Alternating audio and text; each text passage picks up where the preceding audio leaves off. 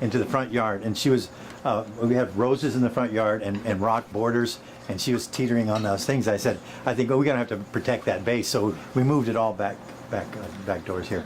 I got rid of my kitchen garden, I got rid of my fruit trees here in pots, and I got rid of my shop just so we can accommodate all these wonderful musicians. So that's about us. Anything we can talk about you? No. So if you want to see up close and personal, you can move into the front. Don't leave the musicians. I think we're about ready to go. Time about ready? No. No. Okay. I'm dying out here. You want me to sing? I got Phil and Nancy. I'll go to that one too. Okay, I got Phil and Nancy here. Okay. No, Are you going to talk about the bass here later? whatever. Start it up. Okay, read this about history, because we have everybody has something that's important, and this is for Tom. He's gotten into Carter family history, Bob Dylan, mountain music history, and so a lot of this, and he brings it forward to the modern day, because we think, where's that music come from? It's got roots. So we're here to learn about where that music comes from. And Tom Fair, I'm going to announce you sooner or later. Well, go ahead. I'm not going to stop you. Okay, here's Tom Fair. Come on out, Tom. Yeah. Okay. Before I start the music, we got to do one thing. If we could get some people from the side to move here or somewhere, because we wanted to have our guest performers sit there until they come up on stage. How does that sound? Would you be able to do that? I see you got a lot. Right now we need 3 seats on that side. Well, okay, why don't you guys come on out? Let me show you to Rob Sandiford. Boz. Boz the bass. Boz, he's worse than I am. Watch this. Okay, Boz. And Lauren Hart, she'll be here. Later. Come on out, Lauren. You want to hear the program, don't you? Yeah. She's not in the first half of the program. So, Hey, Lauren. I was actually going to do a little bit of a historical talk before we start playing, but seeing as you've been listening to Joel's talk for how long have you been talking, Joel? 20 minutes? I thought I would start with a song, and this is an audience participation song, so it'll kind of, get the juices flowing. The historical information, though, is quite important, so I'm not going to miss it. So right after that, I'll go into that.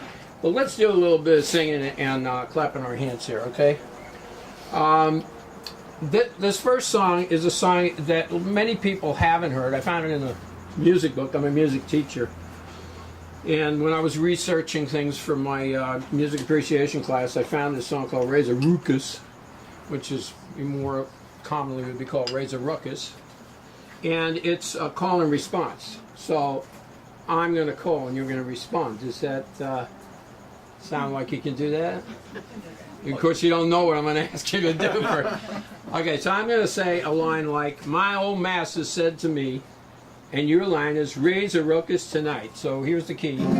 Raise a ruckus tonight. Yeah. So let's try it one time. So, my old master said to me, raise a ruckus tonight. Perfect. Okay, so you're going to do that 4 times. And then comes the chorus.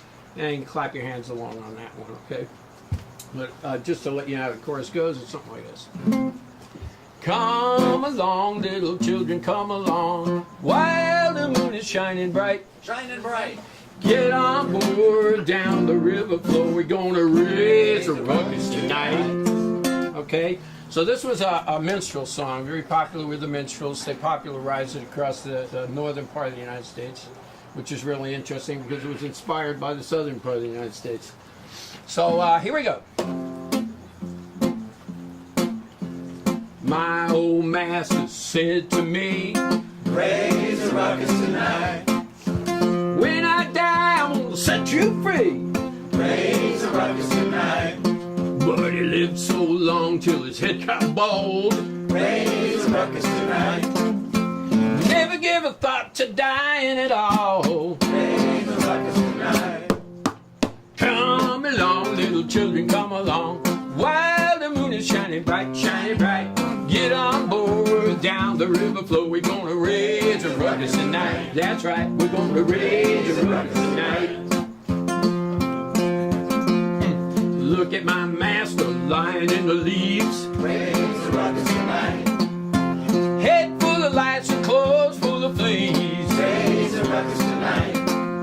But when old Missy gets to blowing a horn, Raise a ruckus tonight. he never worked so hard since the day he was born. Raise a ruckus tonight. Come along, little children, come along.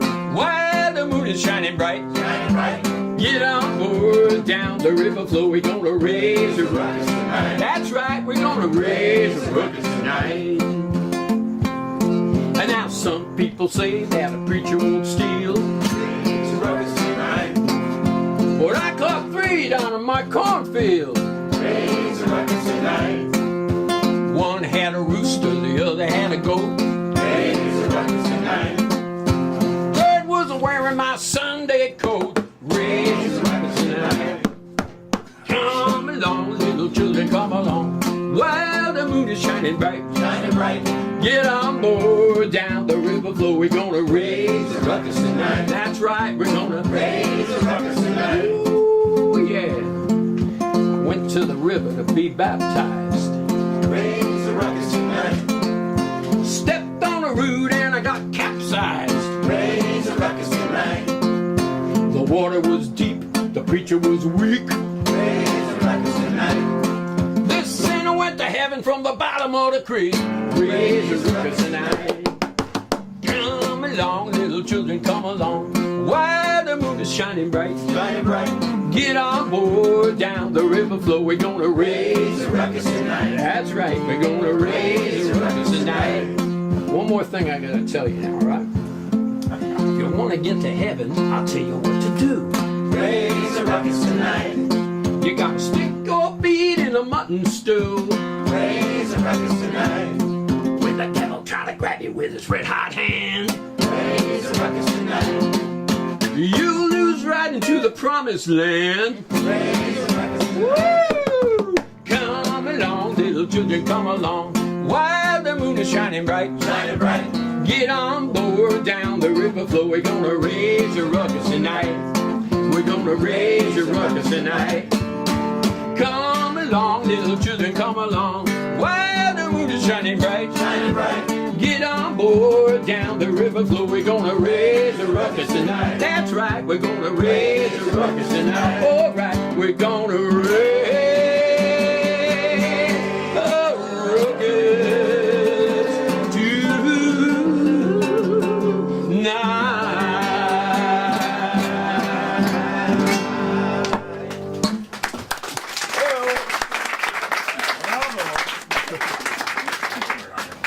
All right, so now we got started with a little bit of music. I can do my talking, and first thing I would do is make my fashion statement. When we first talked about doing this, I think Jules mentioned I've done a lot of different concerts based on different periods of history. I try to sort of like dress up a little bit to go along with the theme. And on this one, I went online and I was looking up Union soldier hats and coats and stuff, and I looked at it. I'm not going to spend $40 for a hat that I'm going to wear one night underneath this head of hair. I mean, on top of this head of hair. So finally, I decided I'll just wear my blues. That puts me sort of on the Union side, but I did manage to get one that had gray flecks in it. This shirt has gray flecks, so I'm keeping all my bases covered. And I got these things rolled up, so you can just think of me as a Mississippi riverboat deckhand. All right?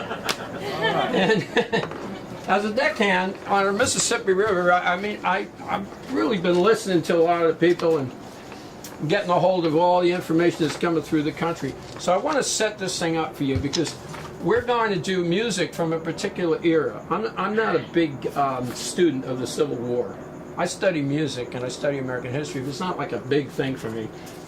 But this particular time period in American history had so much going on with it that I thought, well, let's get in there and see what's happening and how this entire social phenomenon came along, what caused it to happen and what happened as a result of it.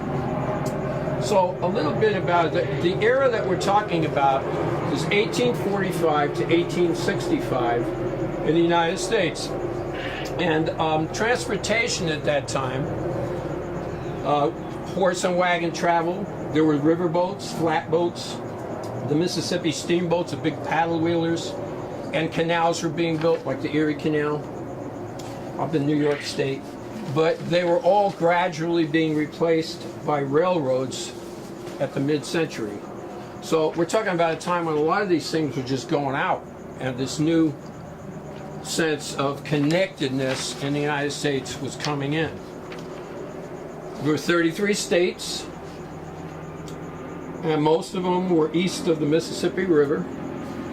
There were 3 states west of the Mississippi River, Texas, Oregon, and California, which had just been admitted to the United States around the time. And the rest was most of the Louisiana Territory, including New Mexico Territory and Utah Territory. So this whole evolution of the American West and people moving out that way was happening at the same time that the Civil War came in.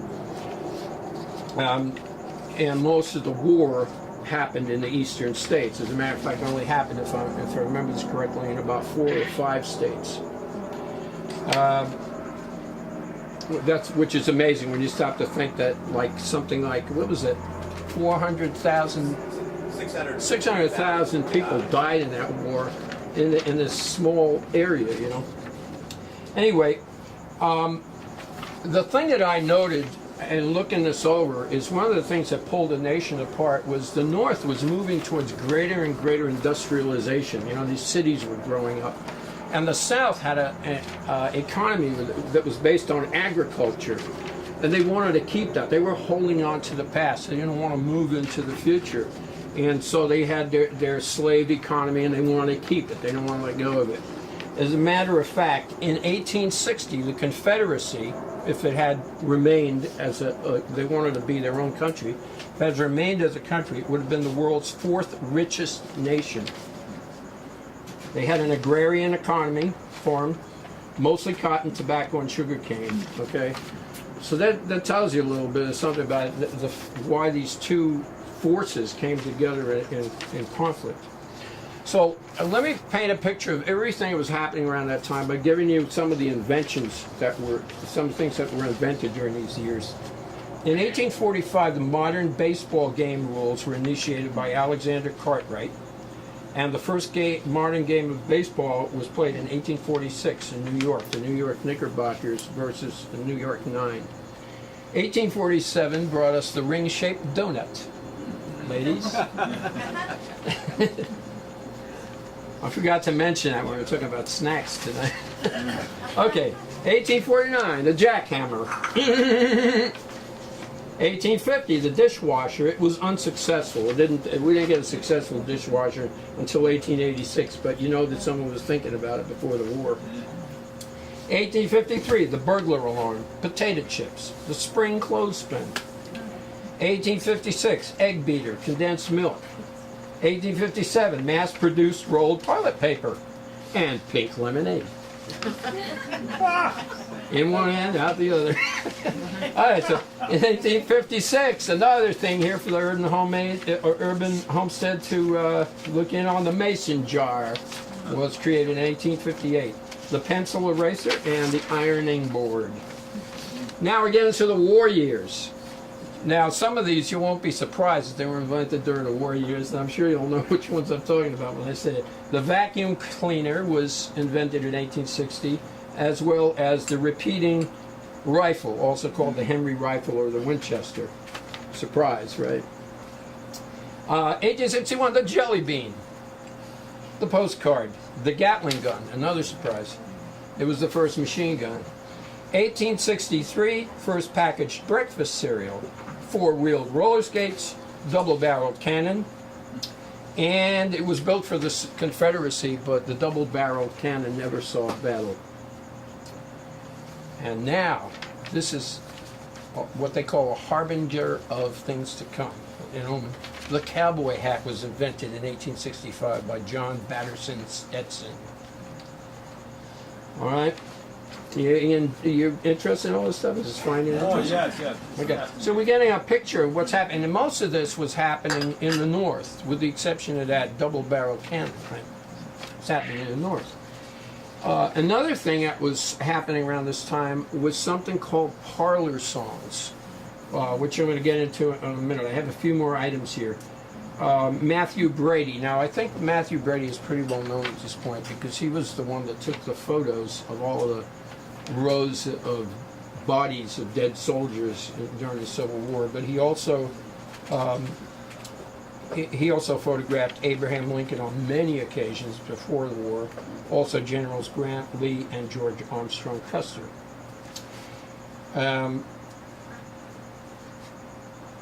Samuel Finley Breeze Morse was also photographed by Matthew Brady, and do you all know who he is? Samuel F.B. Morse?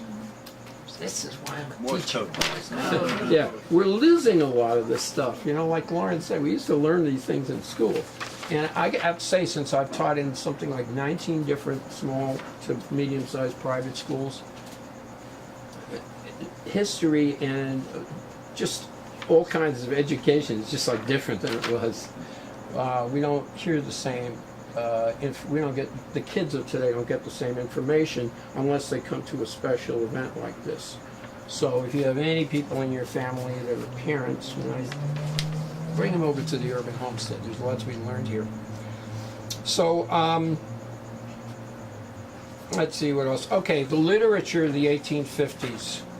This is just prior to the war. These were best-selling books. Uncle Tom's Cabin, no surprise. Moby Dick, House of the Seven Gables, Walden by Thoreau, Leaves of Grass by Walt Whitman, and My Bondage and My Freedom by Frederick Douglass. Well, I gotta say, studying Frederick Douglass makes the freedom fighters of this past century look like wimps in comparison. This guy was amazing, quite an orator, an escaped slave who rose to prominence in the North and wrote several books. So we get to, this all occurred, most of it, during the years that we're going to be playing music from in the first half of the program tonight. It was prior to the war. And in the northern states, they have these things called parlor songs. People were, even in some of the southern states, people were getting affluent enough to have a piano in their parlor, or living room. And so they played from sheet music, and the idea was that if they were semi-professional or total amateurs, they could get the sheet music and entertain themselves and their friends and family at home. And that really was kind of like the very early beginnings of what we know today as the music industry, the public music publishing industry. And the first very professional songwriter of that time was Stephen Collins Foster. All right.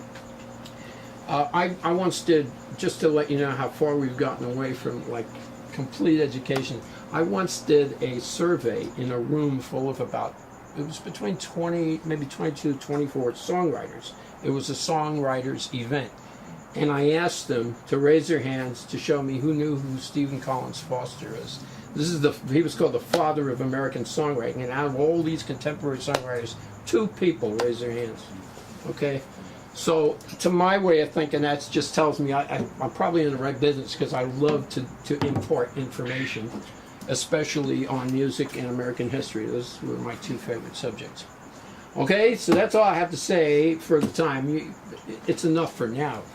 You'll hear a lot of people have been here before, and I know that I'll have something to say about just about anything.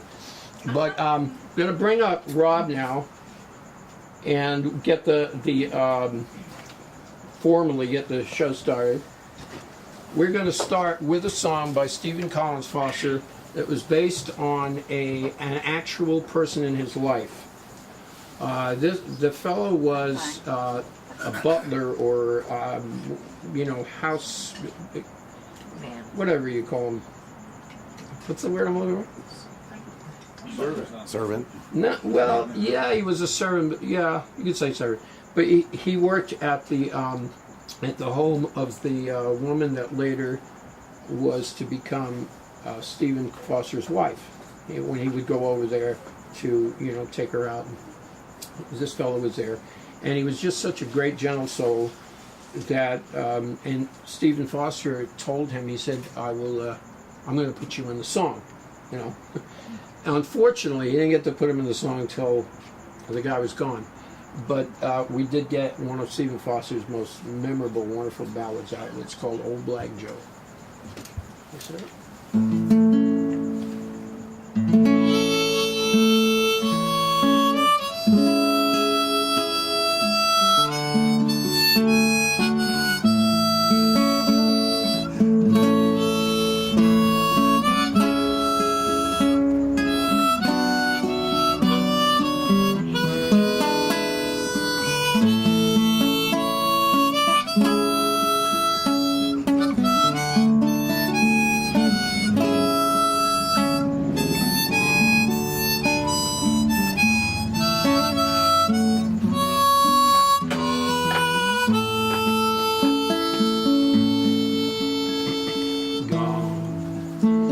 The days when my heart was young and gay. Gone are my friends from the cotton fields away. Gone from this earth to a better land I know. I hear their gentle voices calling, oh,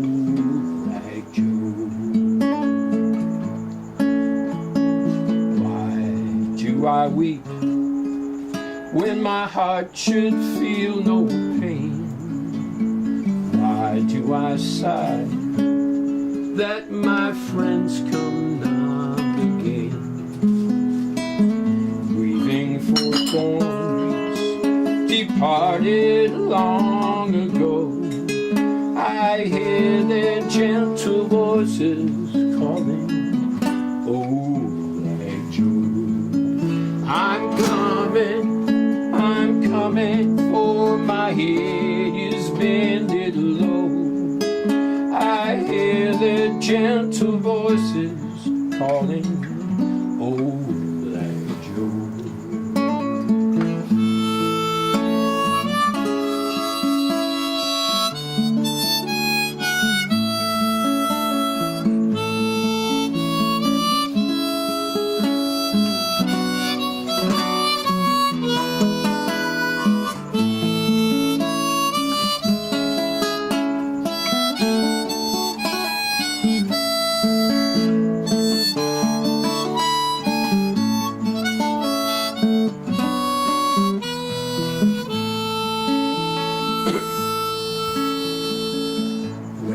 The hearts once so happy and so free, the children so dear that I held upon my knee.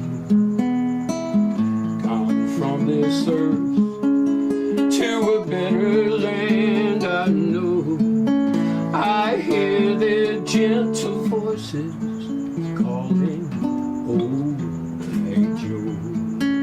I'm coming, for my head is bended low.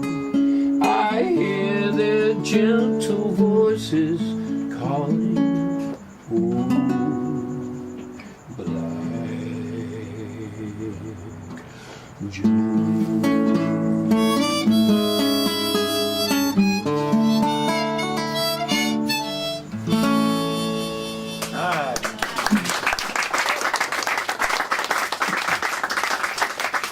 Thanks so much. Okay, now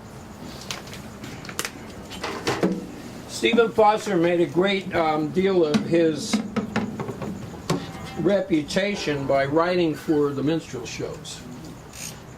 And what the minstrel shows did was they took the life of the southern slave on a plantation. This is a really interesting bit of history. I find there's a couple of when I read history, I try to think about it and turn it around in my mind and see if there's anything I can find out about that isn't really written. One of them is how did the banjo, which started as a one-string instrument in Africa, get to be one of the favorite instruments of the bluegrass community? You know, somewhere back there in history, the banjo and the guitar swapped sides because the American acoustic blues that came out of the Delta region was on guitar, which came from Europe.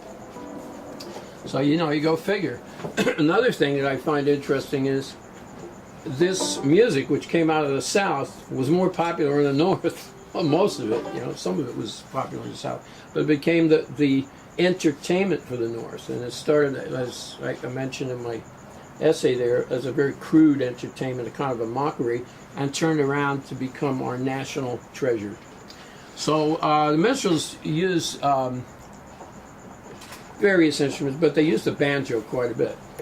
And I'm going to do a couple of songs here. I've been working on my banjo picking. And this one is a not too well-known song. It's called Lynchburg Town. And there's two Lynchburgs. The one that I thought this was about was on a river in Tennessee. And these guys are bringing tobacco to the town from their, you know, wherever they grow it. And that's what it's about. Let's see if I can handle this. Would you believe it? Tom is nervous. The banjo is something I don't play that often. All right, here we go.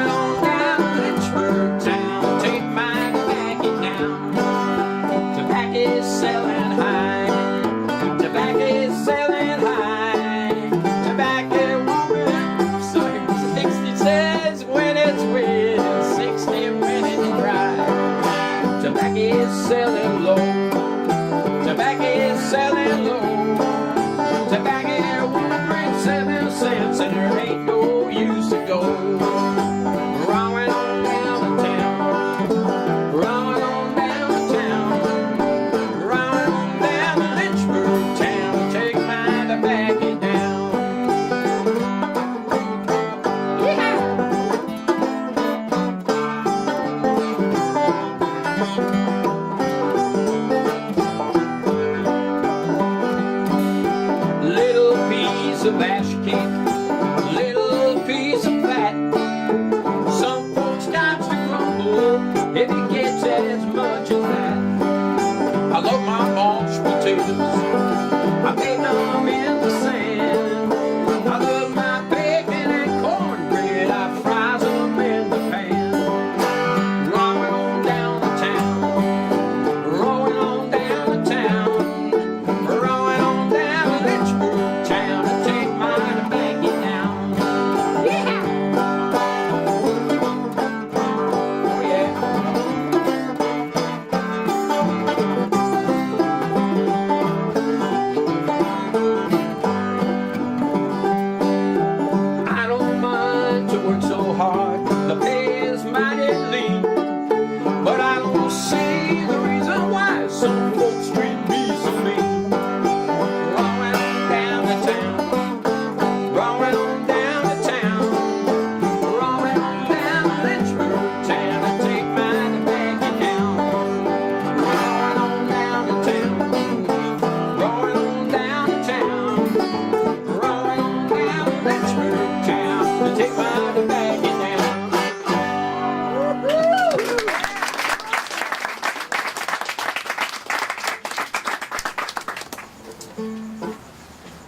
So when I first came out here, it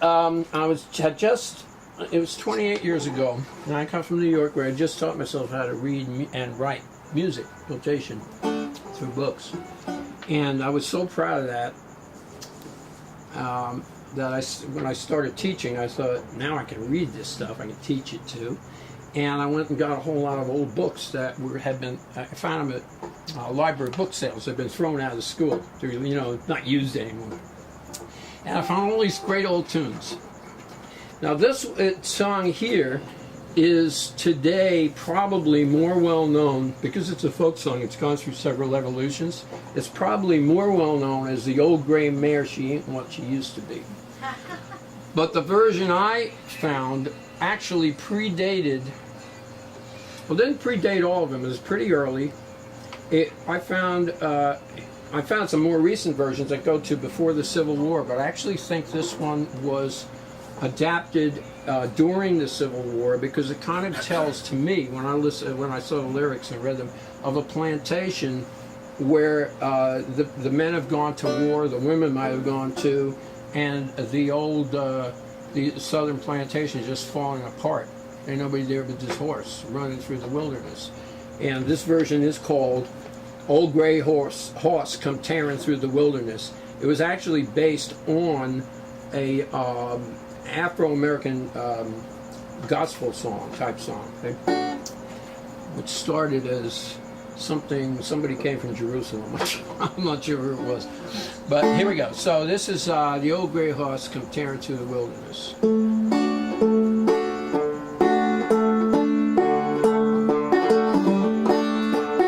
Old gray horse come tearing through the wilderness, tearing through the wilderness, tearing through the wilderness. Old gray horse come tearing through the wilderness, way down in Alabama.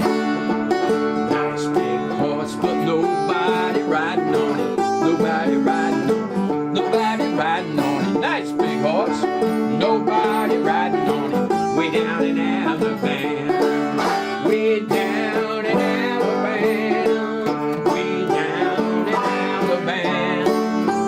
Nice big horses, nobody riding on it, way down in Alabama. Great big fields all growing up in sassafras, growing up in sassafras, growing up in sassafras. Great big fields growing up in sassafras, way down in Alabama. Let's sing. Way down in Alabama, way down in Alabama. Great big fields growing up in sassafras, way down in Alabama. Nice big piano, there's nobody playing on it, nobody playing on it, nobody playing on it. Nice big piano, there's nobody playing on it, way down in Alabama. Way down in Alabama, way down in Alabama. Nice big piano, there's nobody playing on it, way down in Alabama. Big white house, nobody living in it, nobody living in it, nobody living in it. Big white house, there's nobody, just like today, nobody living in it, way down in Alabama, way down in Alabama, way down in Alabama. Big white house, there's nobody living in it, way down in Alabama. Great horse, come tearing through the wilderness, tearing through the wilderness, tearing through the wilderness. Great horse, come tearing through the wilderness, way down in Alabama.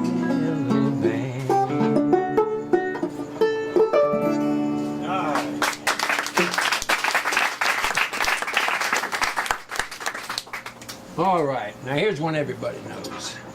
All set. This was, I won't go into. You've probably seen plenty of this online. How it was a favorite of everybody in the world.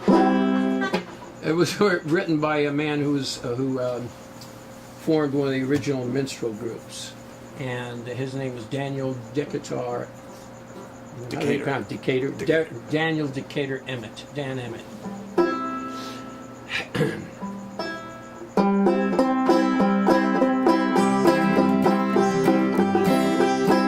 I wish I was in the land of cotton, old time beer, and I forgot.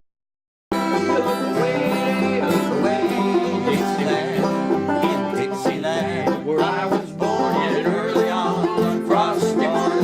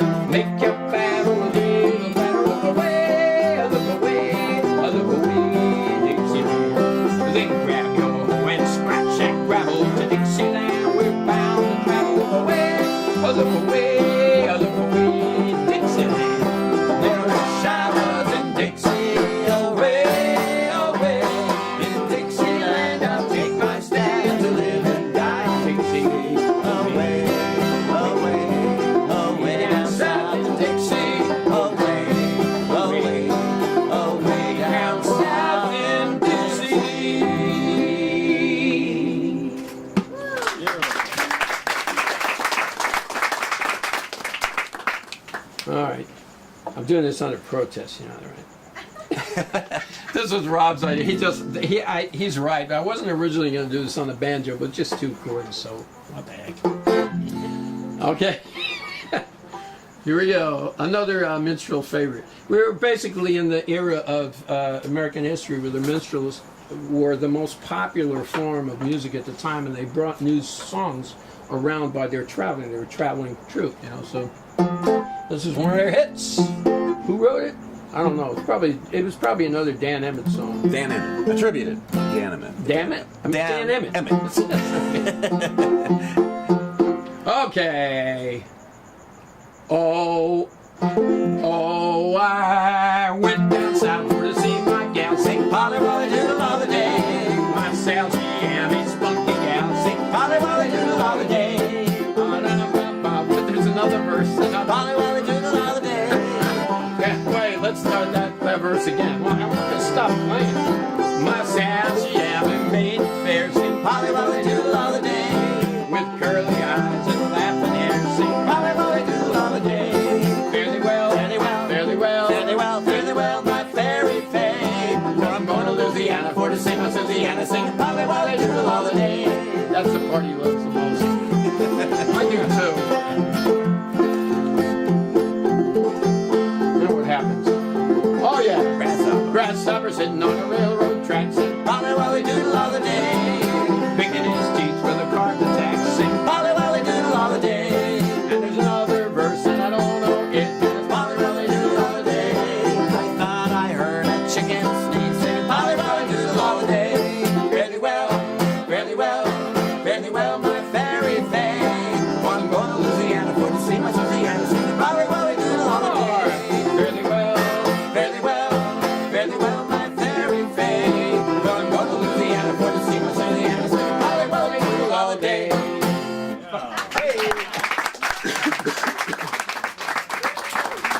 All right, my fine feathered friend, you did your job.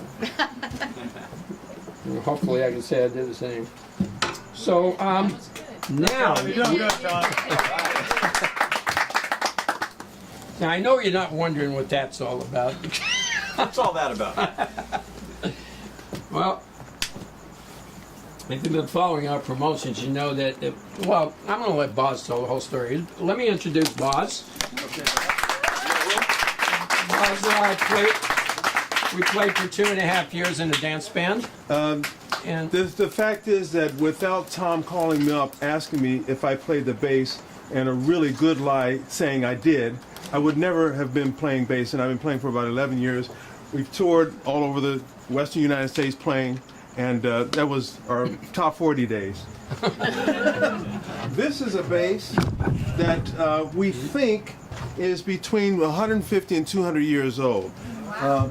Isn't this amazing? I mean, the wood, whenever you play a note, the amount of people that must have changed hands over time.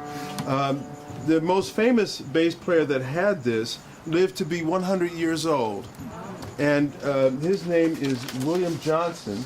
And you can actually see all about him online. The company that I work for, Fantastic Musical Instruments in Pasadena, is preserving this bass the way that it is, so that at some point we hope it goes into the Jazz Museum, History Museum. It's a beautiful bass. Notice it has only 3 strings. The original bridge did not survive. And we give it a little help by amplifying it just a taste, because it speaks very softly as an instrument, perhaps because it's been around so long. The tuning pegs, all this is all original. It has a metal strip here to hold it together. It's a fun bass to play, and a real great bass player back there might want to take a feel of it later on. But it's an honor to play this bass because it really helps the music travel on. That's all I'm going to say. Let's play some music. Boz, by the way, we got 2 more bass players right here. Oh, they may great. want to have a close look at that. Cool. All right. You're welcome to. There's another one over here. If there's an instrument that Rob doesn't play, I don't know what it is. I'm still looking online to find out what it is. Okay, so most of these tunes from this particular part of our show are written by Stephen Collins Foster, and these are 3 of them in medley.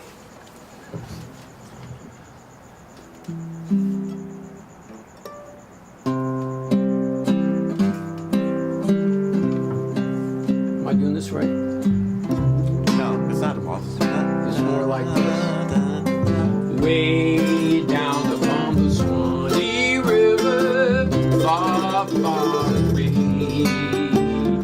That's where my heart is turning ever. That's where the old folks stay. All up and down the whole creation, sadly I roam. Still longing for the old plantation and for the old folks at home.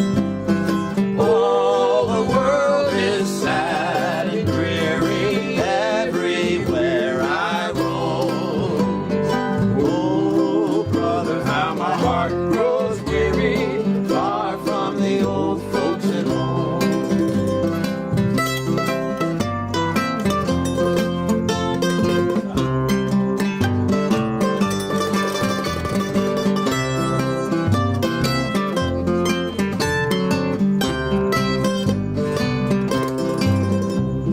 It's my turn again? Okay, I'll take it. Oh, I'm sorry. We're going to Oh Susanna, actually. No, we're going to the chorus. All the world is sad and dreary everywhere I roam. Oh, brother, how my heart grows weary, far from the old folks at home. Far from the old folks at home. I come from Alabama with my banjo on my knee. I'm going to Louisiana, my true love for to see. It rained so hard the day I left, the weather it was dry. The sun so hot I froze to death, Susanna, don't you cry. Oh, Susanna, don't you cry for me. I come from Alabama with my banjo on my knee.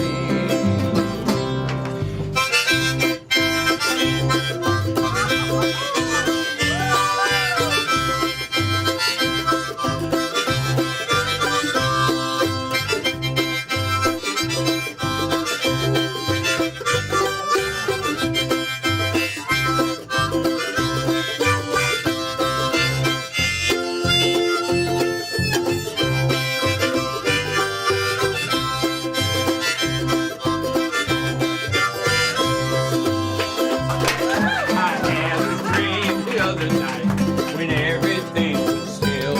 I thought I saw Susanna a-coming down the hill. A buckwheat cake was in her mouth, a tear was in her eye. Says I, oh, coming from the south, Susanna, don't you cry.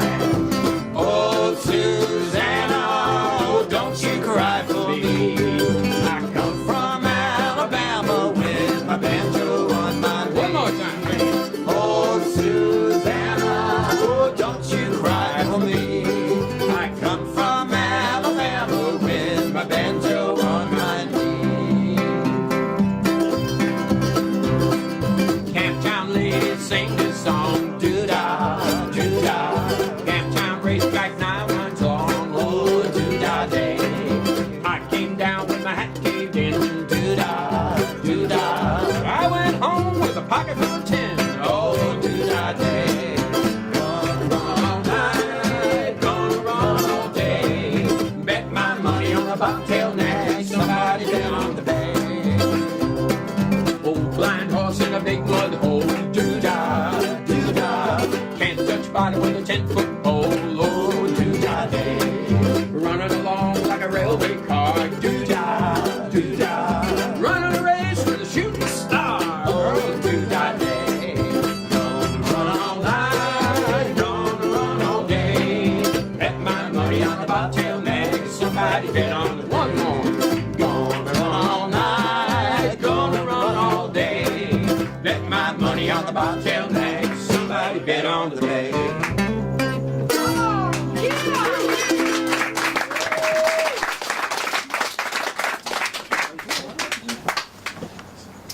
Okay, sticking with Stephen Foster. This song was published after his death. One of his most beautiful ballads, and that's all I'll say about it. Let's just singing it.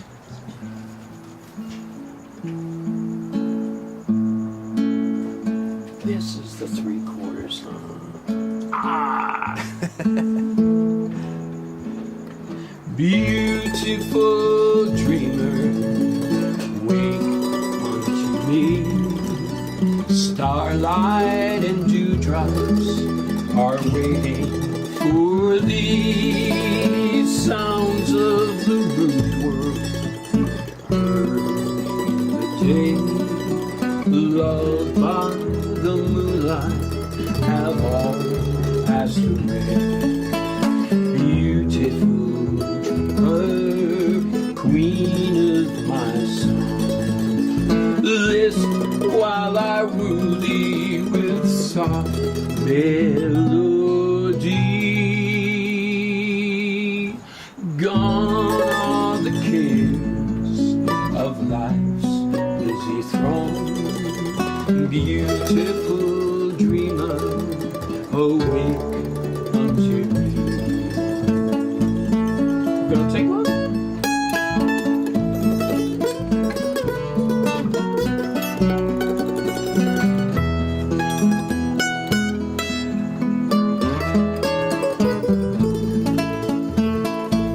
That's it? I'd like to hear him play more.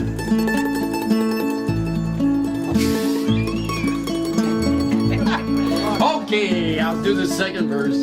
I thought he was gonna play us a whole little symphony in a minute. Beautiful dreamer, out on the sea, mermaids are chanting the wild Lorelei over the streamlet. Vapors are born, waiting to fade at the bright coming morn. Beautiful dreamer, beam on my heart, bright as the sun on the streamlet and sea. Soon will all clouds of sorrow depart. Beautiful dreamer, awake unto me. Beautiful dreamer, awake unto me.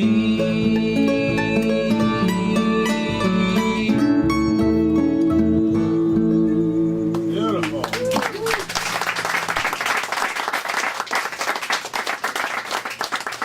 Thank you. I was thinking that, Stephen Foster was considered to be a classical composer to the rest of the world, the first American classical composer. Did you read about it there in that thing I wrote up? Maybe you did. If you didn't, the thing is, he was listed with people like the era. I think Schubert was, the great European composer, considered great European composers that they were all listed. And when I looked it up in the music dictionary, and Stephen Foster is right in there with songs like "Way Down Upon the Swanee River," "Beautiful Dreamer." So, how about? Oh, we got this one first. I want to give Rob one of his spotlight songs here, but we have one more to do for you. This is cool. We all do this. And in looking this up on the internet, I discovered, because I didn't really pay too much attention during these old movies, but apparently this was one of the main themes for the Three Stooges films. I first heard it in a cartoon. It took me a while to remember. I first heard it in the cartoon. There was a magpie in some cartoon that used to sing, "Listen to the mockingbird, listen to the mockingbird." Did anybody remember those cartoons? Yeah. Oh, okay. Yeah. So, But it was a beautiful song. It's a great, memorable melody, and you're all welcome to tap your toes, snap your fingers, do whatever you want. Maybe even sing along with us. Oh, you ready? Yes. I'm not. Like I told Joe, I'm never ready.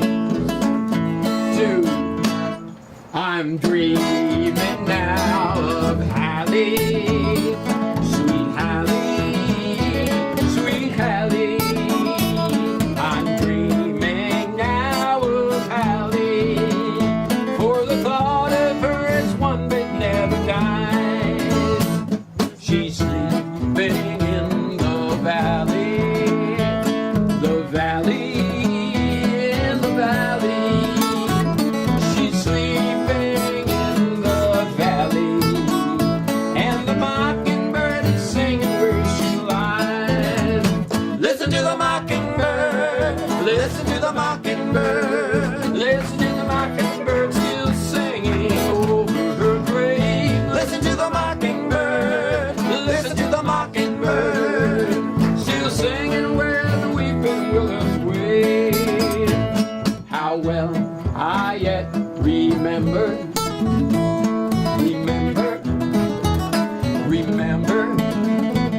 how well I yet remember when we gathered in the cotton side by side.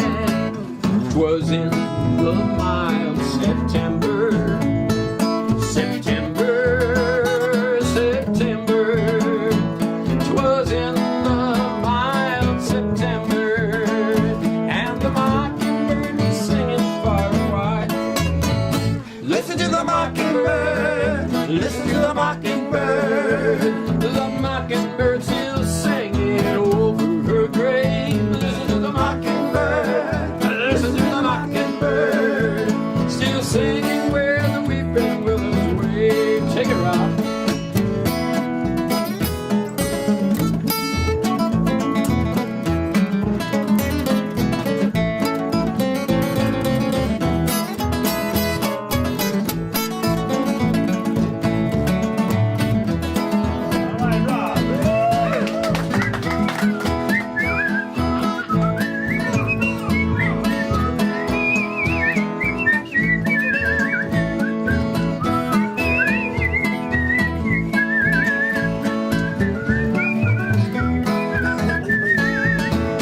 Listen to the mockingbird, listen to the mockingbird, the mockingbird still singing over Hallie's grave. Listen to the mockingbird, listen to the mockingbird, still singing where the weeping willows wave. When the charms of spring awaken, awaken, awaken. When the charms of spring awaken, and the mockingbird is singing on the bough, I feel like one forsaken, forsaken, forsaken. I miss my eggs and bacon. My Hallie no longer cooks them for me now. Listen to the mockingbird, listen to the mockingbird, the mockingbird still singing over her grave. Listen to the mockingbird, listen to the mockingbird, still singing where the weeping willows wave. Still singing where the weeping willows wave.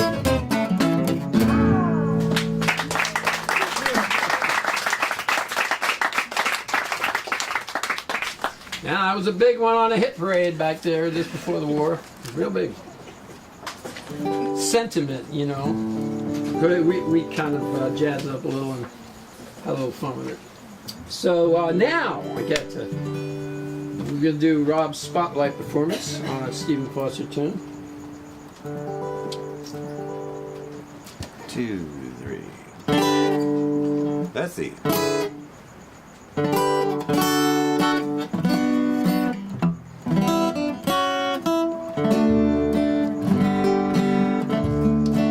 Let us pause in life's pleasures and count its many tears, while we all sup sorrow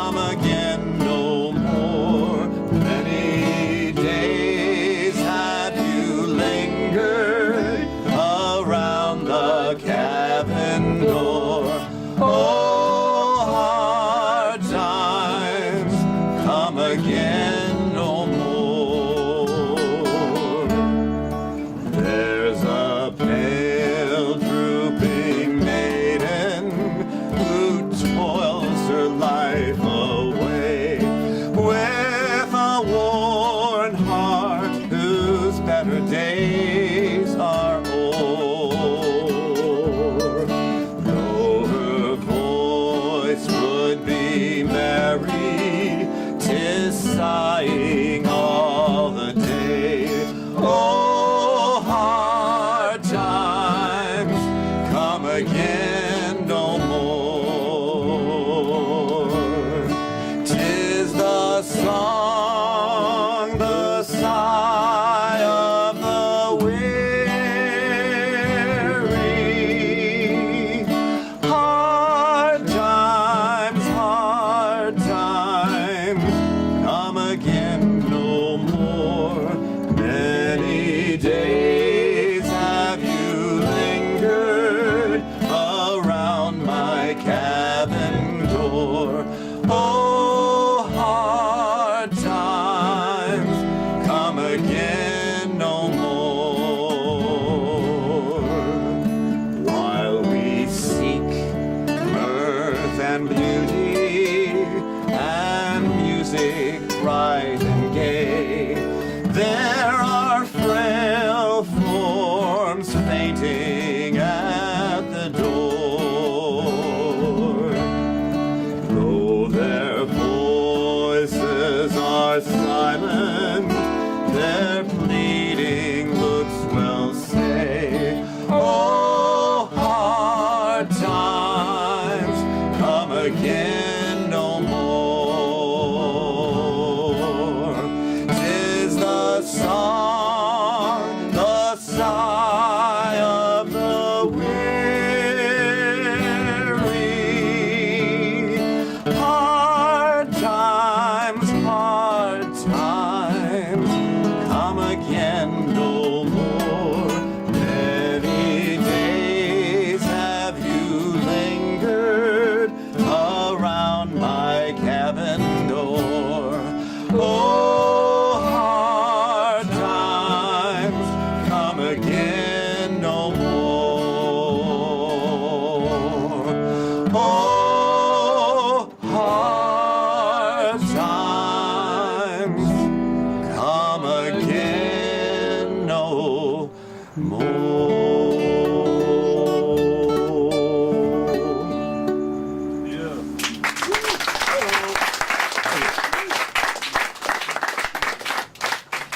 All right. So we're going to wrap up the first portion of the program right now with this song. Again, I found it in a songbook. It was one of those Stephen Foster songs that, at least when I was growing up, I never heard it. The first time I heard it, I was like, why haven't I heard this song? The title is based on the name of a Paddle wheel. councilman or assemblyman or someone from Ohio whose name was Glenn, G-L-E-N or double N, D, initial D, Burke, B-U-R-K-E. Stephen Foster spent a lot of his time on the river, not down south, by the way. Some people might think he knew a lot about the South from being there, but he actually wasn't there. But he did spend time on a river up near the Pittsburgh area, where in that area several rivers come together. And so he got to know the dock workers and seen the boats. And I guess he was really inspired by this to write this song, because this is just, it's almost like being on a riverboat. Mm-hmm. When I sing this song, I just think I'm on a riverboat. He called it the Glendy Burke, Glendyburk. So it was kind of taken from this fellow's name and turned into the name of the steamboat. I just read something that said there was a steamboat called the Glen D. Burke. There actually was one like that. So here we go. We're going to get on the Glen D. Burke and take a trip down the river. How's that sound? Yeah. Okay, a deck handle. Make sure I'm in tune still. Whopping this old guitar around. Oh!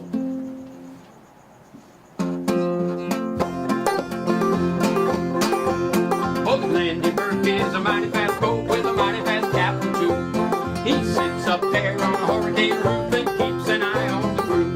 I can't stay here, the work's too hard, I'm bound to leave this town. I'll take my guns and told him on my back when the Glendy Burke comes down. Oh, for Louisiana, I'm bound to leave this town. I'll take my guns and told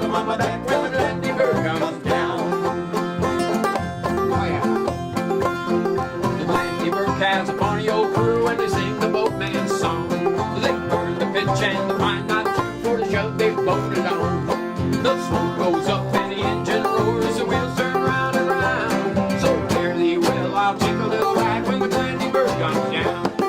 Oh, Louisiana, I'm bound to leave this town. I'll take my duds and tote 'em on my back when the Glendy bird comes down. How you want to clap your hands on the chorus? It's perfectly alright with me. I might just slap you.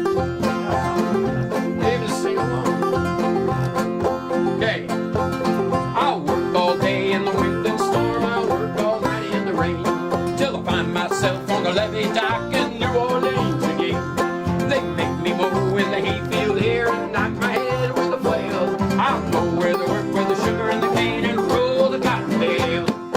Oh, Louisiana, I'm bound to leave this town. I'll take my duds and chuck 'em on my back when the Glendy bird comes down. Talking about ladies now. My lady love is pretty as a pink. I'll meet her on the way. I'll take her back to the sunny old South, and there I'll make her stay. So don't you fret, my pretty little dear. Now don't you fret, Miss Brown. I'll take you back for the middle of the week when the Glendy bird comes down. Oh, Louisiana, I'm bound to leave this town. I'll take my duds and tote 'em on my back when the Glendy bird comes down. Oh, Louisiana, I'm bound to leave this town. I'll take my duds and tote 'em on my back when the Glendy bird comes down.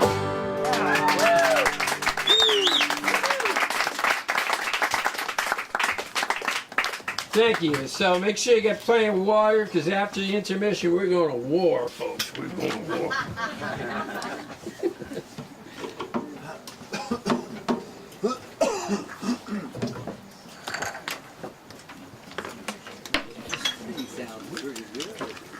Yeah, for an old baby, huh? Is the bass giving interviews during intermission? I bet we got a couple of people who want to ask you some questions. Well, ask away. I see this bass every time I go to the shop. Oh, good. Glad you did. That's a good question. I don't know. Do you play bass? Not really. No, I mean, not this time, definitely. You know what? I'm a 5-string bass player. Okay. That's what I do. And this is You don't like really look at them that way. I have dots on the side because the neck is so thin. It's like really.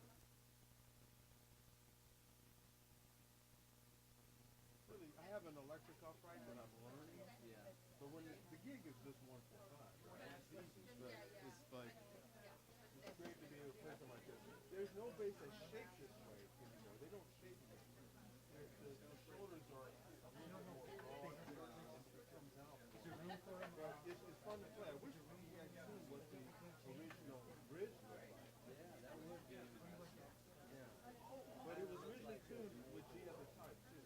Yeah, that's a regular old bridge. And we have our pickup. The owner of the shop designed a pickup called the wood tone pickup. Made out of wood. So it doesn't have that metallic sound. You can turn it all the way up. I got this amp on like 1.5, maybe.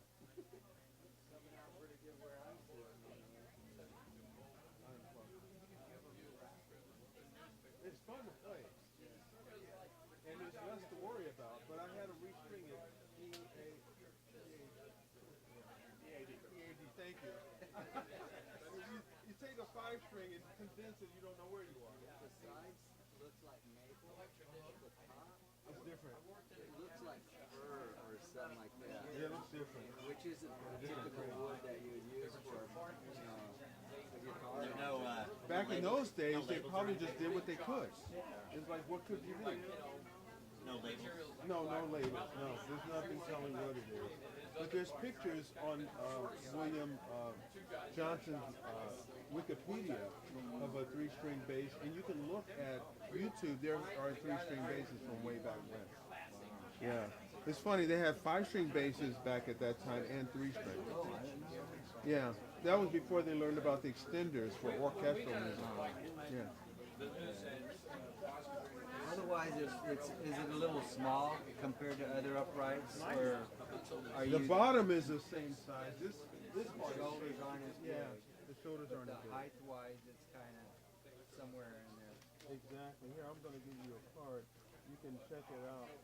Go online and check out the site. But it's a Pasadena, local Pasadena shop. I think I got my first electric upright there a couple of years ago. And then, you know, it would be off and on again, getting gigs. So I never really got a little more practice because I get known for playing, you know, rock and funk and More and more enjoyable, you know, like people trying different kinds of music. yeah, that's right. It's not locked in. Bored with the old, you know, It's not locked in. yeah. And I just been seeing them come back all over the place.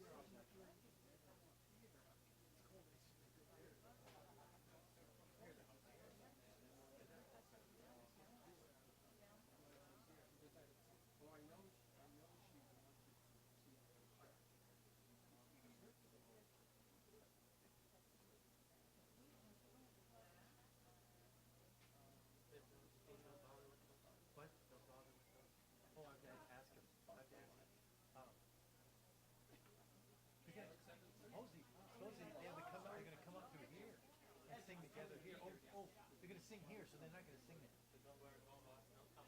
Yeah, don't turn. Are they turning? So that's. I think they're gonna sing up here. So they're not gonna be here. Rob's not gonna be here, and they're gonna sing right here.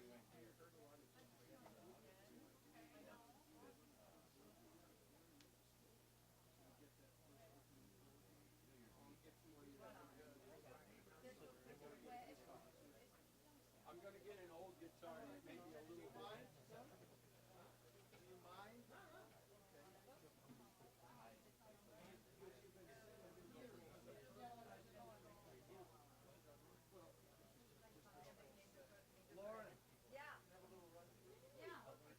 You know, it's funny, I didn't even see you.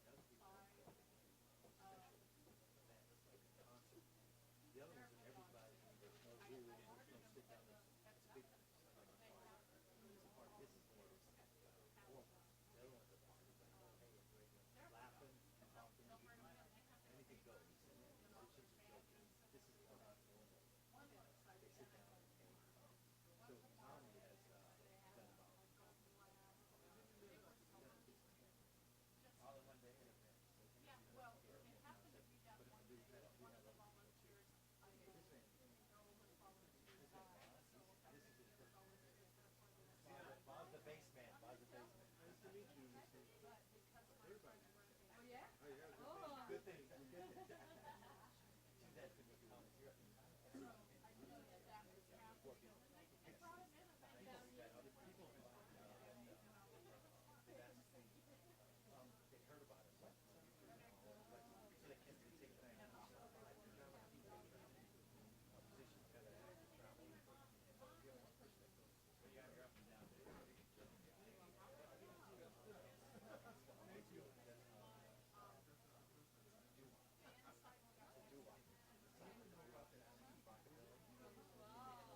they can take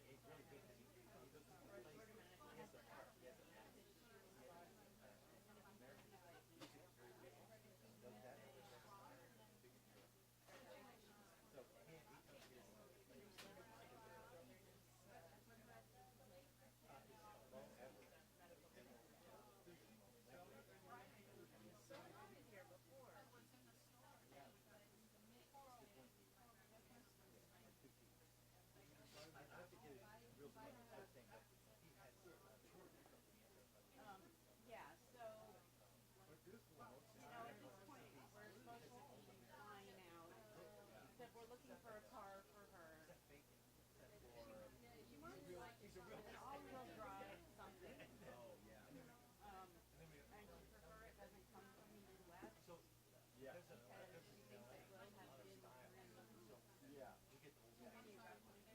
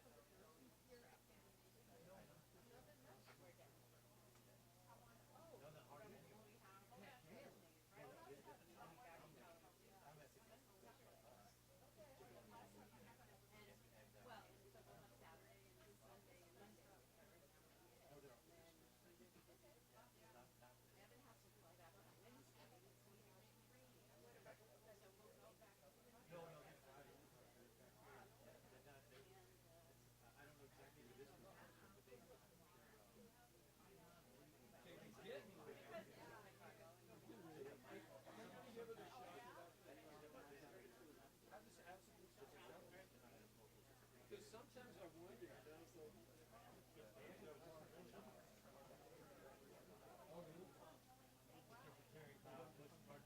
I can turn it up to down. what I'll have to do, if I do banjo again, is just stay on this, I'll put my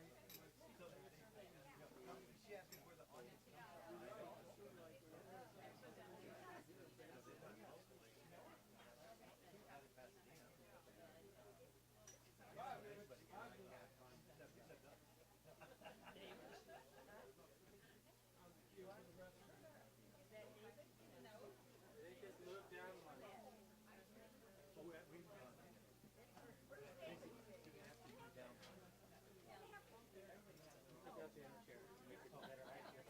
We're just getting everybody a little closer. So. Saving heat. I think they didn't want that big gap in the middle. There's a gap in the middle when they show it on YouTube. It looks better if there's a lot of empty, not many empty chairs. So. Oh yeah. Okay. Niece, you want to bring them in? Niece, bring them in.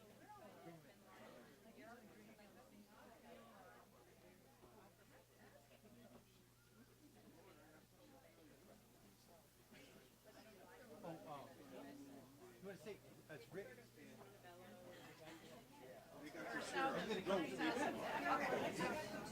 think it's easy. I hear it's easy to get to.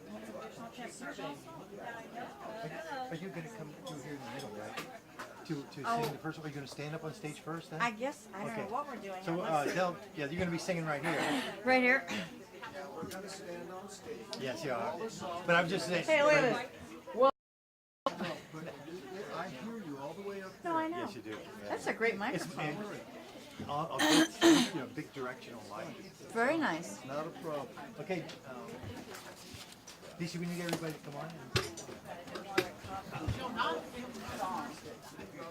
So Tom's going to be where? Tom, what does he usually stand on? In the middle? Right he stands on this side of you, doesn't he? He's right there. Right where you are. We moved everybody down. Stand Moved here. everybody down. Shake hands with Lisa. Hi. That's Tom. But I guess we don't need him for. Nothing. I'm just.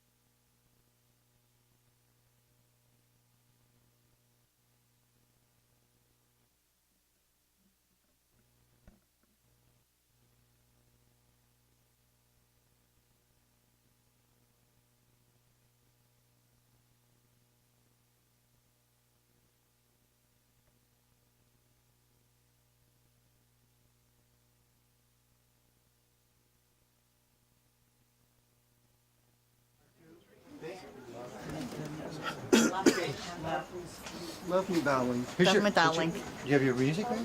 We don't really need music. No, I We're don't think so. We're good to go.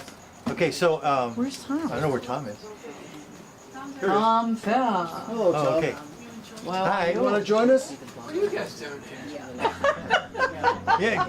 it's a deja vu. Deja vu. flashback. Deja vu movement. We have a flashback going on. In case you don't know, we're in a group with you. Remember us? Yeah. If A few lifetimes ago. It's been a long time. okay, I need attention. Okay, if Okay. we don't have air conditioning, so we can't get it colder. Plenty. Oh, we it's can't cool. get it. We don't have heating in here. This is outside, but we have these lap blankets. So anybody want something on blanket? It's 1950. No, it's that's my son. Anybody else need some lap blankets for cold? For the Civil War. This is how they kept warm in the old days. This is how they kept warm. Anybody else? All right. I want to show you right now. Okay, Tom, you're going to introduce the part two. Was that? There you go. Anybody need some Did blankets? he just announce us? No, I said you're going to do it. Are you going to announce the part? Okay, good. He's just giving out blankets now. Right? Yeah, I'm giving out blankets. Munitions, blankets and munitions. So Tom, are we going into a different era, or what are we doing now? What's? We're going from the 1950s to the 1850s. No, I know that, but this is a different period that we're now doing in this. You've just been transformed. We just pay attention to Okay, what I'm I gonna say. listen to what you're gonna You say. know Now I'm you're in never the short war for part. words, so it's going to come out sooner or later. Everything you want to hear, you're going to hear. That's fine. Oh, yeah, in a way, I will, I'll bridge over from the Minstrel era to what we're Right, doing. that's. Are we ready? Is that it? Tom, is that Jules isn't going to say anything like, talk about organic farming and better? The next song will give me a, did you give me a big Oh, for the build-up? next song. Not now, but I was going to say something about the fabulous 50s. You got No, I'll do that. Yeah, I didn't want to steal your thunder. thank you. That's what I love about these guys. They roll with the flow. You know, if Tom's here, man, stay away from the microphone. Okay, Where's that little French So- journalist? Oh, there she is. Okay. Hi, bonjour. so See on YouTube. I'm going to introduce these guys in a minute, but just a little bit about the first songs they're going to sing. Around the time of the Civil War, now we're going to be going just before the Civil War into the Civil War. The slaves are breaking free. People in the country, abolitionists, want the end of this thing. A big struggle is occurring. The South wants their agrarian. They want agricultural. They want their agricultural economy to stick. They want to stay with the old ways. The North is into sewing machines and stuff like that, and parlor songs. And so the split is coming. And the Civil War occurs. Now, these guys are part of a group that I'm part of too. It's called the Fabulous 50s. We're a trio, and we sing songs from the 1950s. Elvis Presley, right after he splashed into public awareness with his hound dog and that stuff, made a movie. And the movie was called Love Me Tender. Actually, it was called something else, but they ended up retitling it Love Me Tender because that was the main song theme in the movie. And it sold something like 2 million copies before it was even released on the basis that it was Elvis. The movie Love Me Tender is about three brothers who fight in the Civil War. So it's really appropriate because the melody to the song Love Me Tender was a melody taken from an old Civil War favorite called Aura Lee. And I didn't even want to try to recite the words to Aura Lee. I'm going to let these two wonderful vocalists sing for you now, and they're going to sing Love Me Tender.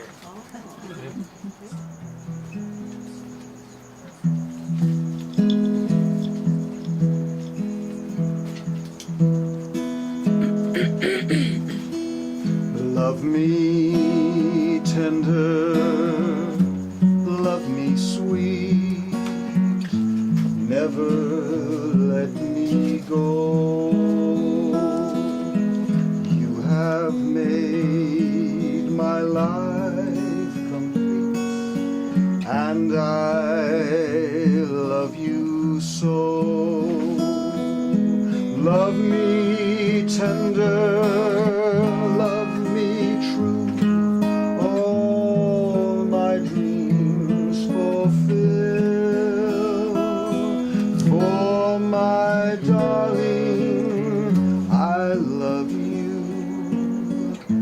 and I always will.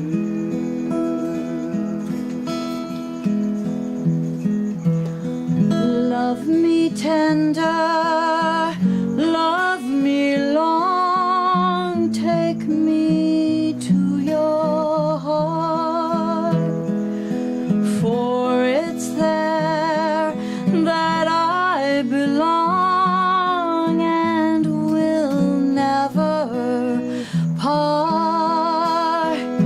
Love me tender, love me true, all my dreams fulfill. For my darling, I love you, and I'll always will.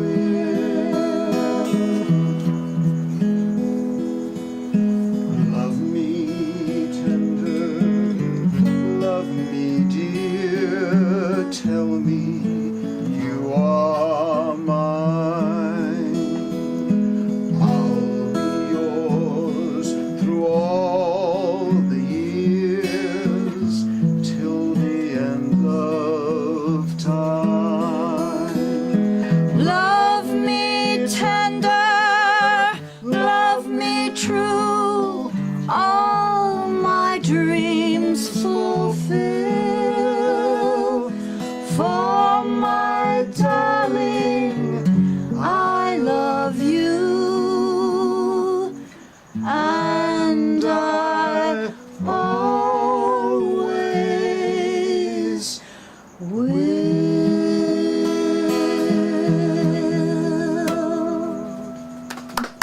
Thank you. Thank you. Thank you so much. Fabulous 50s, Lauren Perot. And Tom Fair, in case you didn't know, on guitar. I'm part of the group, and Switch now. Solomon? so we call him Uncle Sal, Fred. but we also call him Uncle Fred when we do the Fabulous 50s. Yes. Now you guys stay here because you're going to help Oh, we're us out. staying here? Switching. Oh yeah. Okay. So we're going to move on. As you know, one of the major reasons for the Civil War coming into being, probably the most important reason, was the end of slavery. People wanted it to end.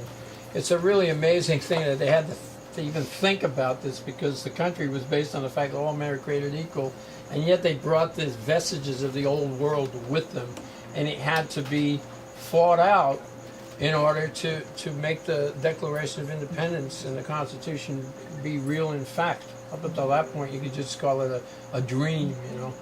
And unfortunately, this dream was finally bought with blood, sweat, and tears. But that's the way it sometimes goes.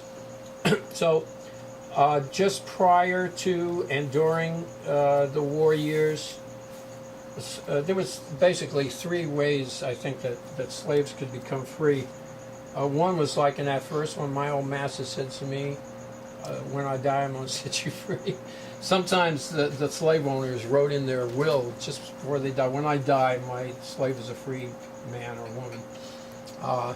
Another way was, well, they could die out of it themselves. And the third way was to get on the Underground Railroad. And one of the chief engineers on the Underground Railroad, which is one of the good things that happened in education recently, we found out about Harriet Tubman. Harriet Tubman helped some 200 slaves escape to freedom in the North during the time that she was working the Underground Railroad. Everybody here familiar with what that is, the Underground Railroad? Anybody not? I think those are the people I need to talk to. Okay, so we're pretty cool. So here, another thing that fascinates me is that the Afro-American slave had the Christian Bible basically forced on him. He had his culture taken away, his language, and all kinds of other things, but he couldn't take away his music, which I think is pretty cool. But a lot of the Bible stories are easily related to all times and all places. And the story of Moses coming out of Egypt and setting his people free was a lesson to be taught, you know, from in the families of the slave population in the United States. So we get this incredible song called "Go Down, Moses." And Fabulous 50s. We're going to start this on the a cappella side. When Israel, Go down, Moses. sorry, 2, 3, 4.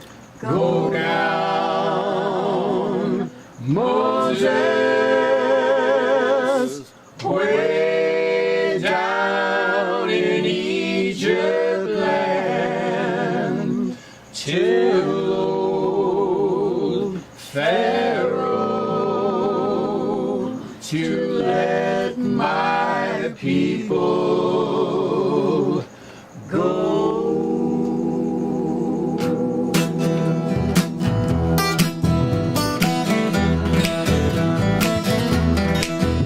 When Israel was in Egypt land, let my people go. Pressed so hard she could not stand, let my people go. Go down, Moses, way down in Egypt land. Tell old Pharaoh to let my people go. Thus spake the Lord, Moses said, let my people go. Now I'll strike your firstborn dead. Let my people go. Go down, Moses, way down in Egypt land. Tell the Lord, Pharaoh, to let my people go.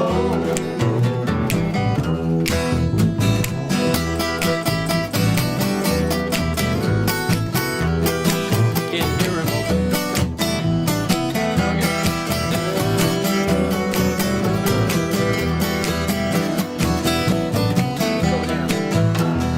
Go down, Moses, way down in Egypt land. Tell old Pharaoh to let my people go.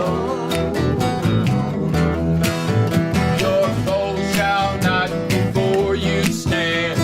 Let my people go. And you possess fair Canaan's land. Let my people go.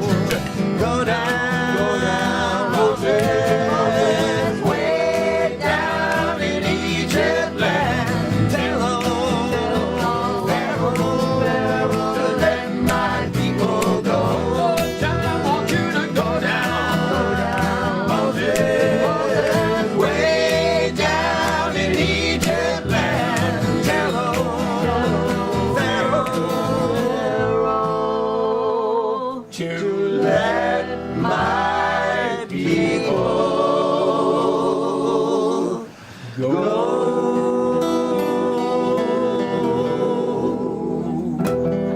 All right. Thank you. Fabulous 50s. They're going to come back in a bit. We're going to have a little finale with everybody Trying to figure out how to joining get us off the again. stage without stepping on Our the special guest, wasn't that cool? That was great. Sorry. Thank you, Tom. Okay. Now, on we go. One of the things that I found really interesting was this whole thing about the minstrels and coming out and making, like, you know, jokes and blackface and all this stuff. It turned around, became a favorite entertainment of people, and then actually worked its way into vaudeville and all kinds of other stuff.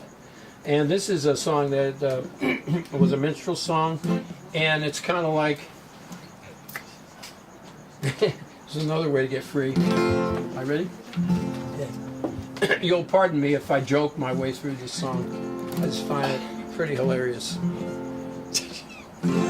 Don't look at me. If I get too light like a balloon, you know, he'll hold me down.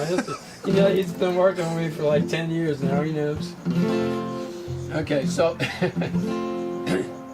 where are we? Oh yeah. Did you know I once was a slave too? It's in the promotion we did. Escaped slave, Tom, wanted.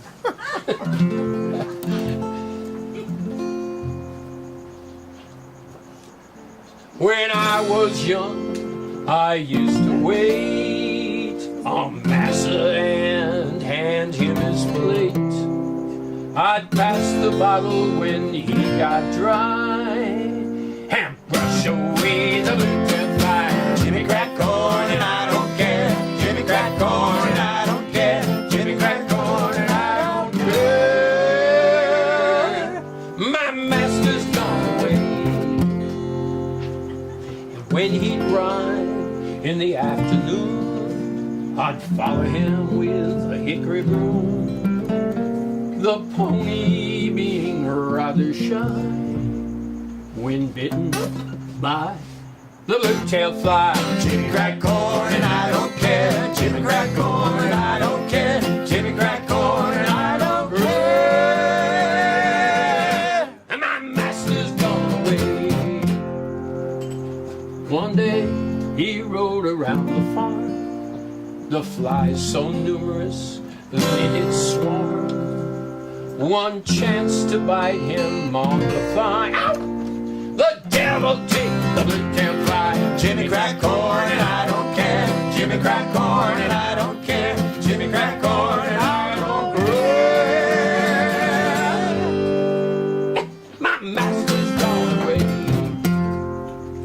The pony run, he jumped, he bitch. He threw my master in the ditch. Poor bastard. He died, and the jury wondered why. The verdict was The blue-tailed fly. That's right. Jimmy crack corn and I don't care. Jimmy crack corn and I don't care. Jimmy crack corn and I don't care. My master's gone away. They buried him under a cinnamon tree. His epitaph is there to see. In this stone I'm forced to lie, a victim of a blue-tailed fly. Jimmy crack corn and I don't care. Jimmy crack corn and I don't care. Jimmy crack corn and I don't care. My master's gone away. All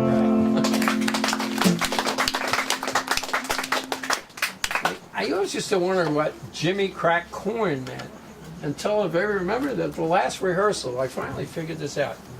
He took him out opening a bottle of corn liquor. Right? He must have, otherwise he wouldn't be saying such silly things as he did. I think he was just drinking that corn, like Jimmy cracked corn, cracked open the bottle. Okay.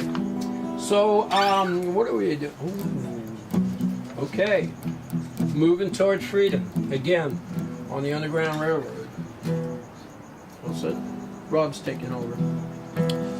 So this is a song that was taught to slaves that were going on the Underground Railroad, and they were to follow the drinking gourd, the Big Dipper, which pointed north to freedom. And so there's sort of coded language in the lyrics here about how to escape. So what's the old man there? The old man on the Underground Railroad? Is that what it is? Okay. Something like that. Oh, I'm ready.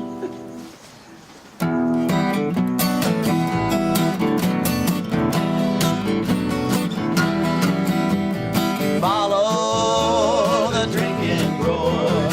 Follow the drinking gourd. The old man's way to carry to freedom. Follow the drinking gourd.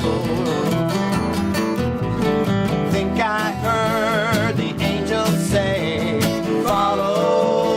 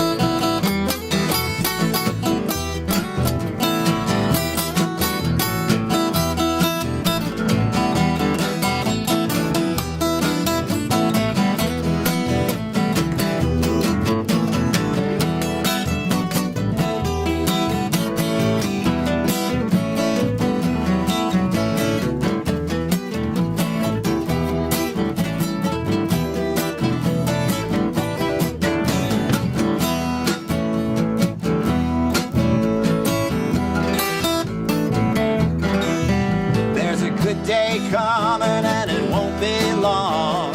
Follow the drinking gourd. Brothers and sisters, sing me a song. Follow the drinking gourd. Follow that river till the clouds roll by. Follow the drinking gourd. Keep on moving that up to the sky. Follow the drinking gourd. Follow the drinking gourd. Follow the drinking gourd. The old man's waiting for to carry you to freedom. Follow the drinking gourd. Follow the drinking gourd. Follow the drinking gourd. The old man's waiting to carry you to freedom. Follow the drinking gourd.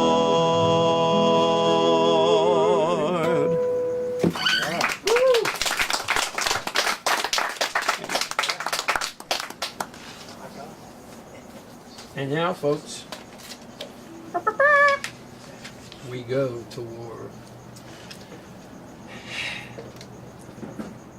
There's a lesson to be learned here, but first we have to go through the war. You know, what really amazed me was when I was researching this thing, it seemed like when these fellas started out, it was all kind of almost like fun and games. Like, oh yeah, we're going to save the country, we're going to save the state, we're going to do this, and they all marched off real peppy and full of vigor, and you know, it's all going to be exciting. And by the time those almost 5 years were over, they had another viewpoint of war, which we'll get to soon too. But here's how they started.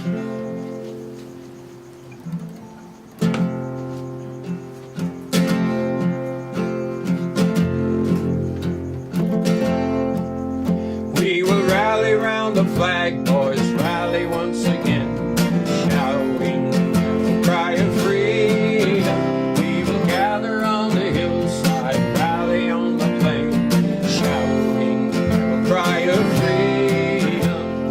The Union forever, hurrah, boys, hurrah! Down with the traitors, up with the stars, and we'll rally round the flag, boys, rally once again, shouting the battle cry of freedom. We are springing to the call of our brothers gone before, shouting the battle cry of freedom. And we'll fill the vacant ranks with 1,000 free men more, shouting the battle cry of freedom. The Union forever, hurrah, boys, hurrah! Down with the traitors, up with the stars, as we rally round the flag, boys, rally once again, shouting the battle cry of freedom.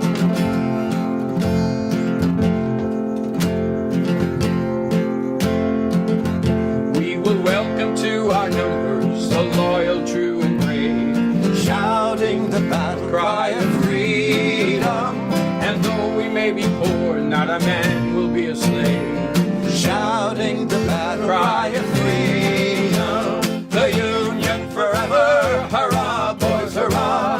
Down with the traitors, up with the stars, and we rally round the flag, boys, rally once again, shouting the battle cry of freedom. We are shouting in the battle cry of freedom, shouting the battle cry of freedom.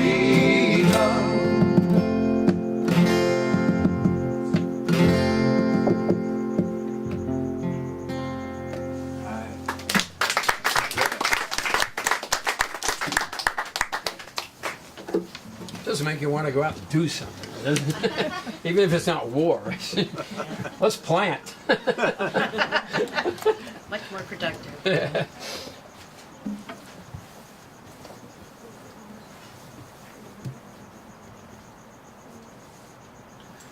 This song.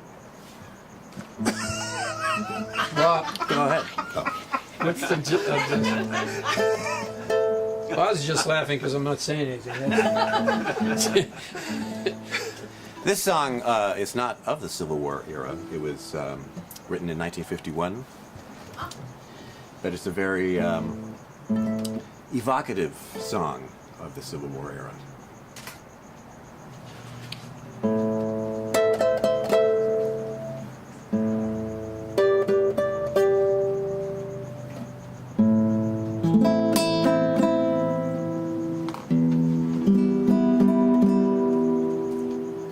Two brothers on their way. Two brothers on their way. Two brothers on their way. One wore blue and one wore gray. One wore blue and one wore gray.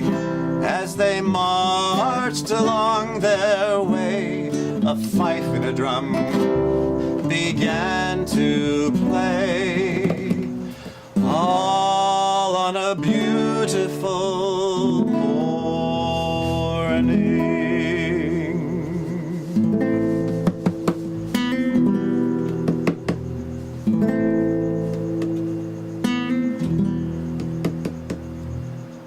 One was gentle, one was kind. One was gentle, one was kind. One came home, one stayed behind. A cannonball don't pay no mind. A cannonball don't pay no mind. Though you're gentle or you're kind, it don't think of the folks behind. All on a beautiful morning.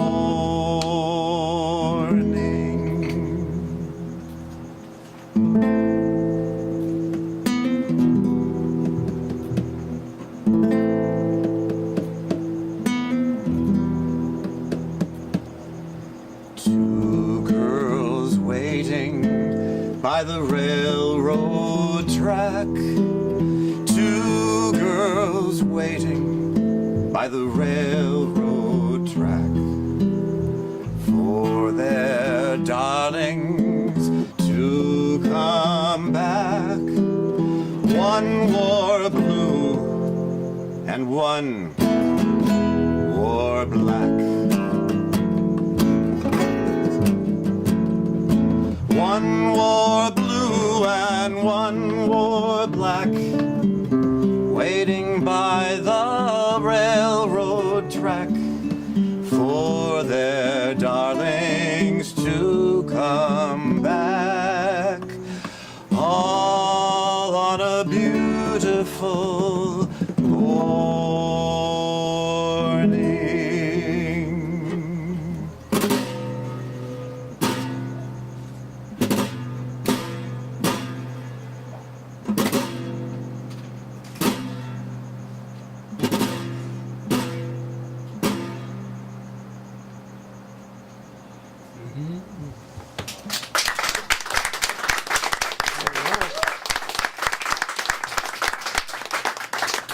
How are you starting to come home?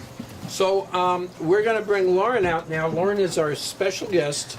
Lauren, you know what we'll do? Let's put you in the center here, where I've been sitting. Make it easy and get you right up there. I can sit right here, Tom. Yeah. Okay. As long as I can cheat and look at the lyrics. I love what you did it.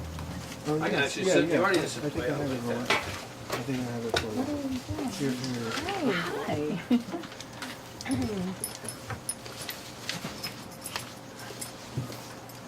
There we go. Can you see that? Yeah, I really don't need them, but just in case. Just in case. Yeah. So, I found out that this concert was happening, and I immediately called up Tom and I said, or Rob with it. I said, can I do this song, please? And they said, yeah, sure. It's too long for us. We're tired. We don't want to memorize it. And I said, well, I've been trying to memorize it for about 5 years, and so this will be my, Grail moment.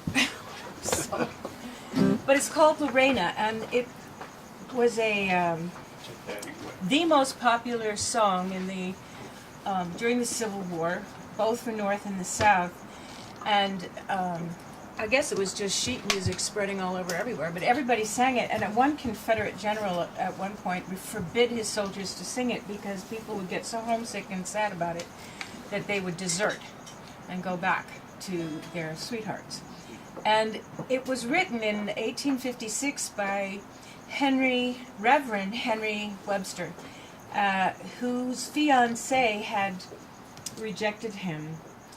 The story is, her name was Ella Belcom. She was orphaned and raised by her sister and brother-in-law, who decided that her marrying a preacher was not to their liking, and so they made them break up. And they both went on to marry other people and have families. But Henry Webster never got over it, even though he was married to someone else, and wrote this song with the help of the melody written by Joseph Webster. They were no relation. And it became hugely popular, so popular, in fact, that 6 years later, they wrote a reply song called Lorena's Reply, in which, but it was really titled Paul Vane.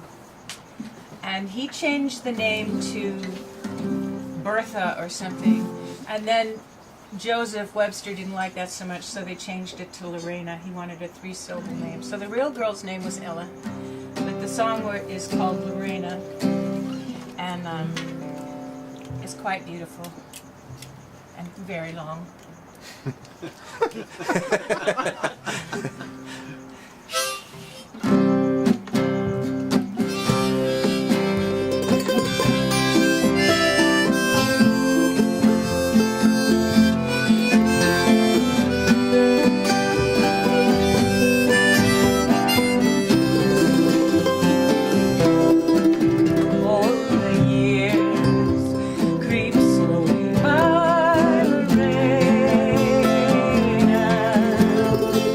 The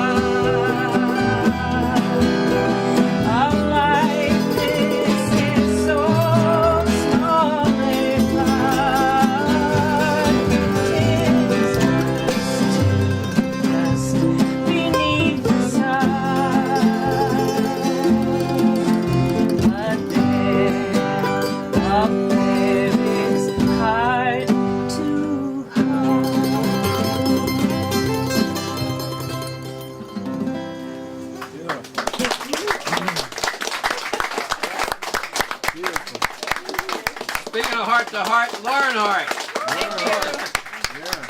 That's not fair. You cut out And two this is verses probably here. the good place to say that.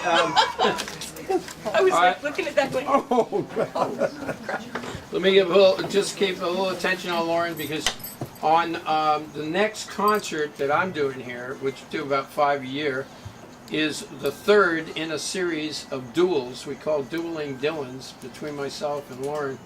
These long songs, you know, it's probably attributed to Bob Dylan. I just realized when we were practicing Lorena, he probably got inspired by learning folk songs like these. Right, right. They did a lot of long ballads back in them days. So Lauren and I are going to do the third in Dueling Dylans series, all different songs, because we can go on forever. Forever with him, right? So I'm we've gonna done. I'm going to get a chance to reply to this concert by singing Masters of War. There we go. And a couple of the longer And ones. I'm going to sing Neighborhood Billy. All right, that's a great tune. So, so we're doing it on June 5th, which I thought was an amazing coincidence, because June 5th has more historical significance. It was the day of the great duel between That's a Friday, you know. Alexander Hamilton and Aaron Burr. No, it's no. Well, then it must be the 6th. Whatever it is, It's the 6th. that day, or it's like coincident.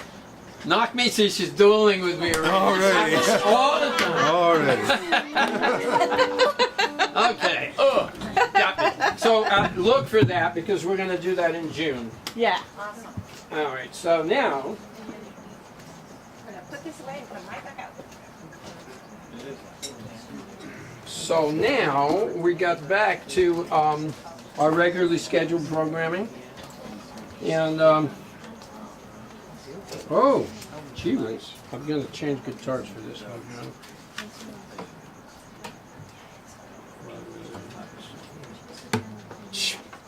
Come on, you. All right, let's try this one here. All right. Another sad tale of woe. This was written or inspired by the Battle of Fredericksburg, which was one of the great Union losses of the Civil War. It took place in Virginia, near Fredericksburg, at the Rappahannock River. And the Union Army tried to get up to the heights of the city and were repulsed and came back dragging their tails. So this is kind of about that. It's called Blue-Eyed Boston Boy, and it has taken on a lot of interest in the bluegrass community. This is how I first found out about it. But we're going to do just a blue shirt version here. What's that? It's a tale of woe. 1, 2, 3. He was just a blue-eyed Boston boy. His face was filled with woe. I'll do your bidding, comrade mine, if you will do the same. But if I should fall and you ride on, you'll do the same for me. My mother at home is awaiting the news, so write to her tenderly. She's waiting at home like a patient saint, her pale face filled with woe. Her heart will be broken if I am dead. I'll see her face no more.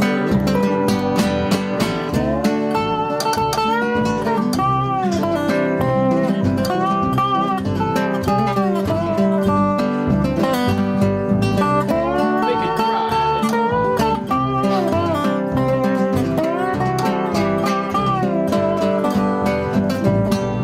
Just then the order came to charge. For a moment hand touched hand. They answered aye, and on they rode, that brave and devoted band. Straightway was the course to the top of the hill, and the rebels with shot and shell plowed furrows of death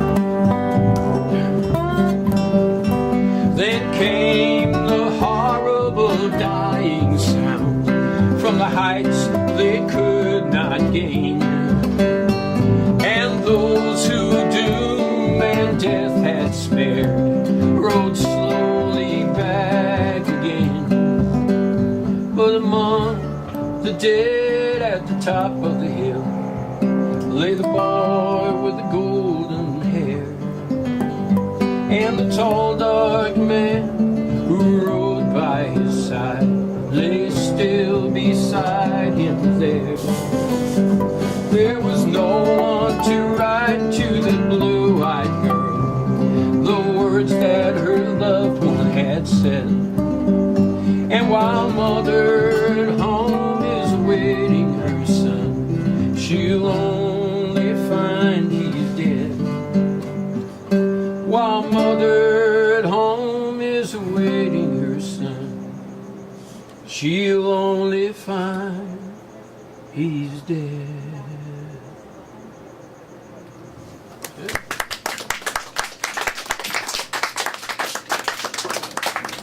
Hey, tragic story, and not very uncommon during the war. Okay, so what's happening now? We're gonna eat some. We're gonna fill our bellies. So in the South, they raised a lot of peanuts, and they ate a lot of peanuts. There were peanut stews, and they sang about peanuts. The Confederates sang about goober peas. That's what they call peanuts. Have you ever been at the baseball park sometime? Get your peas. Get your goobers. Get your goobers, they say, and throw them at you. So that's what goober peas is.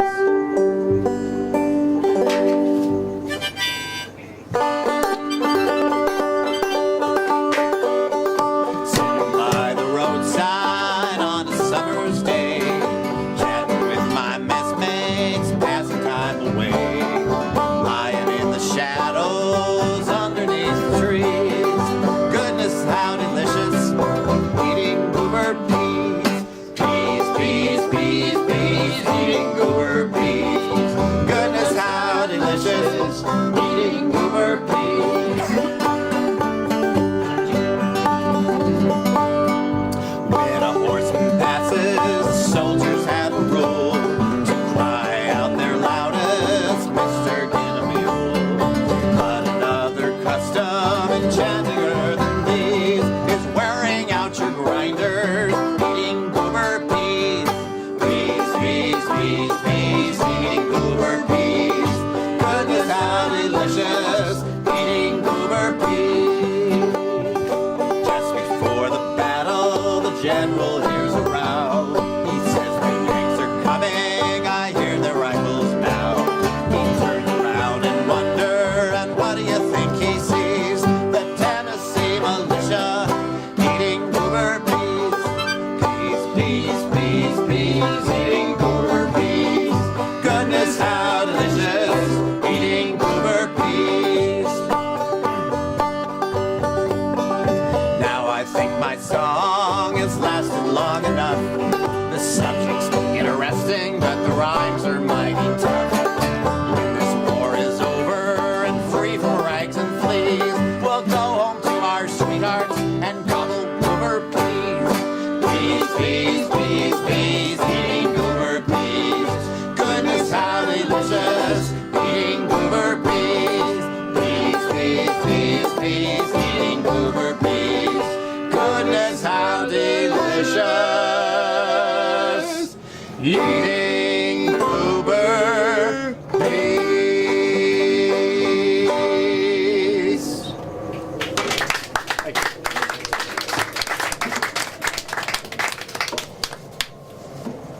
Folks, the war has been dragging on. We're getting weary, tired of it, right? This tune, by the way, was written during the Civil War, and somebody asked me north or south, I have no idea.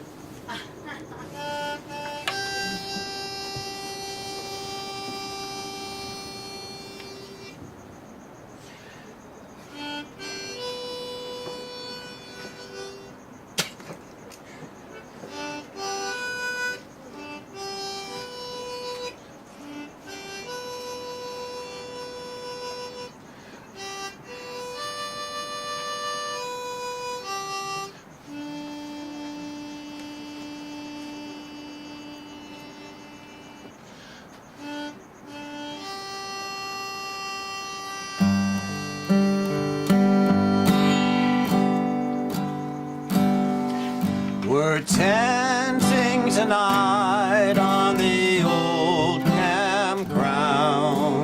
Give us a song to cheer our weary hearts, a song of home and friends we love so dear. Many are the hearts that are weary tonight, wishing for the war to cease. Many are the hearts looking for the right to see the dawn of peace. Tenting tonight, tenting tonight, tenting on the old campground.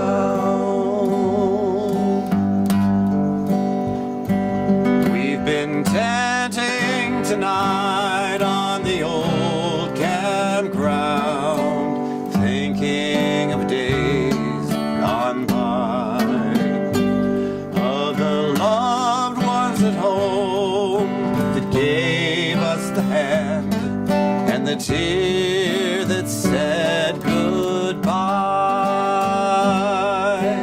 Many are the hearts that are weary tonight, wishing for the war to cease. Many are the hearts looking for the right to see the dawn of peace.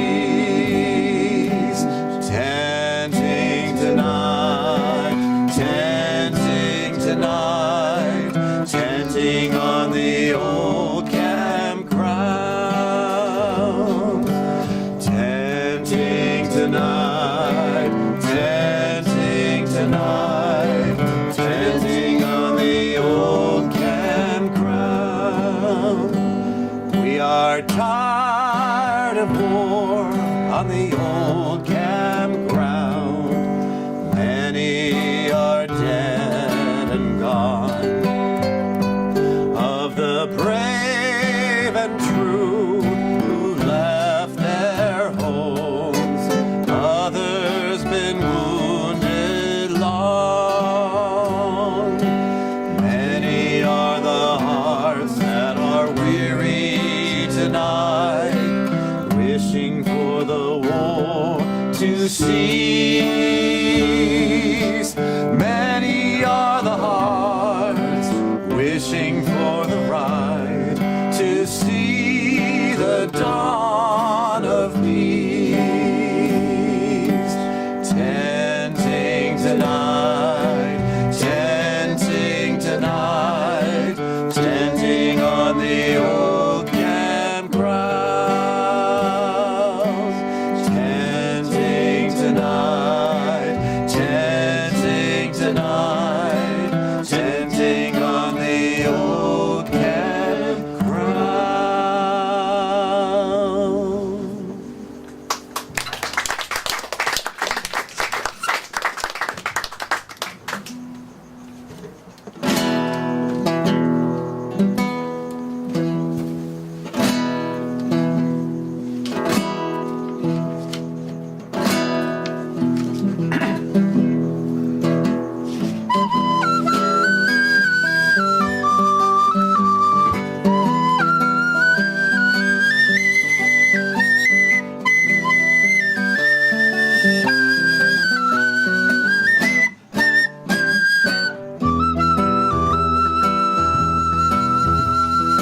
Johnny come marching home again, hurrah, hurrah. We'll give him a hearty welcome then, hurrah, hurrah. All the men will cheer and the boys will shout, the ladies they will all turn out, and we'll all feel gay when Johnny comes marching home. The old church bell will peal with joy, hurrah, hurrah, to welcome home our darling boy, hurrah, hurrah. All the village lads and lassies say, with roses they will strew the way, and we'll all feel gay when Johnny comes marching home.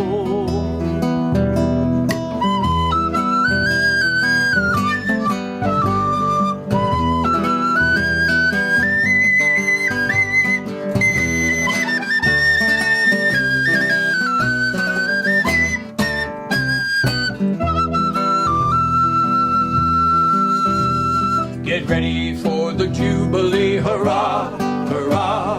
We'll give our heroes 3 times 3, hurrah, hurrah. Oh, the laurel wreath is ready now to place upon his loyal brow. And we'll all feel gay when Johnny comes marching home. Johnny comes marching home. Johnny comes marching home.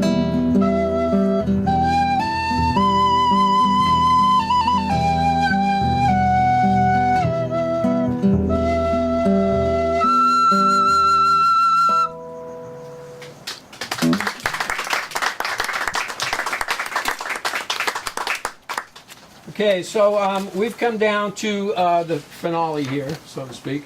And this is something nobody here except me knows that I was going to do. So I'll tell you how it goes. We're going to sing, I think this was a lesson that some people learned at the end of the war, was that war wasn't fun. Some people apparently still think it's fun because they keep doing it. But you know that old thing about people who don't learn the lessons from history or destined to repeat it and all that? Well, but another thing I thought would be really interesting to tell you about is, you know, we were talking about doing the Dylan thing. I saw somewhere recently, I think it was Ross Altman, a local guy who did a program a year ago or 2 years ago on the big march on Washington and all the songs that were sung there. And he dug up this information about Bob Dylan writing Blowing in the Wind, which I thought was really interesting. He observed that even though people were protesting like the atom bomb and stuff like that, Dylan didn't sing about the atom bomb. He said, how many times must the cannonballs fly before they're forever banned? And it just so happens that at the time that he was writing that song, he was also spending a lot of time in the New York Central Public Library studying up on the Civil War. Wow. So, connection, you know. Wow. Now, of course, another big song of the Civil Rights Movement was Down by the Riverside, Gonna Lay Down My Sword and Shield. So, if anyone in the audience would like to come up and sing a verse or two, this is how to do it. You can make it up. Like, for example, if you want to sing, I'm on a rock and bop until I drop down by the river. You could sing that. You know, sing whatever comes to mind. Just raise your hand and come on up. We're basically doing 2 verses and then a chorus.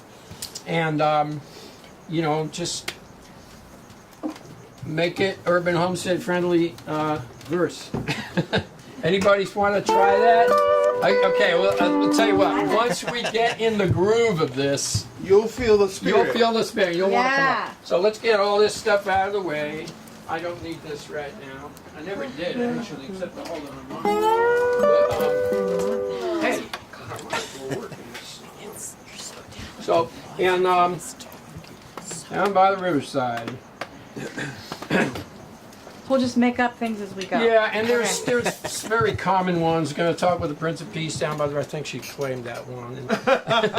And you know, you'll see. Gonna try on my starry crown. I'm a starry crown. Gonna put on my golden shoes. Crown of golden shoes. It just has to fit in, and even if it doesn't fit in, you know, like I'm going to sing my Stephen Foster songs down by the riverside. There's a lot of syllables there. We're gonna jump up and down by the river. Yeah, I'm going to try to get the audience involved down by the riverside. Let's see if we can do that. At least I know you can all sing on the chorus. That's no problem. So we'll see what happens. Phil, you might do it. Oh, there's 2 Phils. Okay, 2 heads are better than 1. Let's go! I'm gonna lay down my sword and shield down by the riverside, down by the riverside, down by the riverside. I'm gonna lay down my sword and shield down by the riverside. And war no more. Up into the mic is louder than side of it. It's a great mic.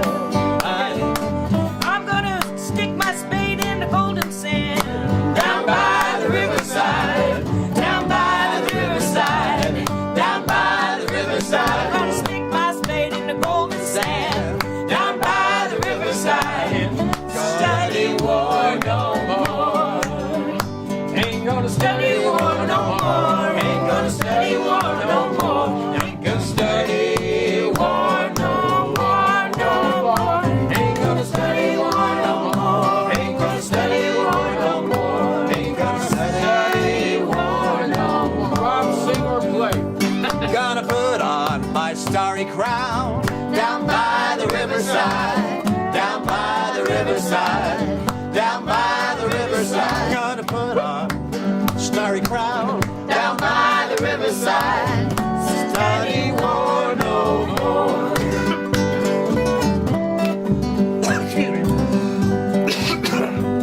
Let's go.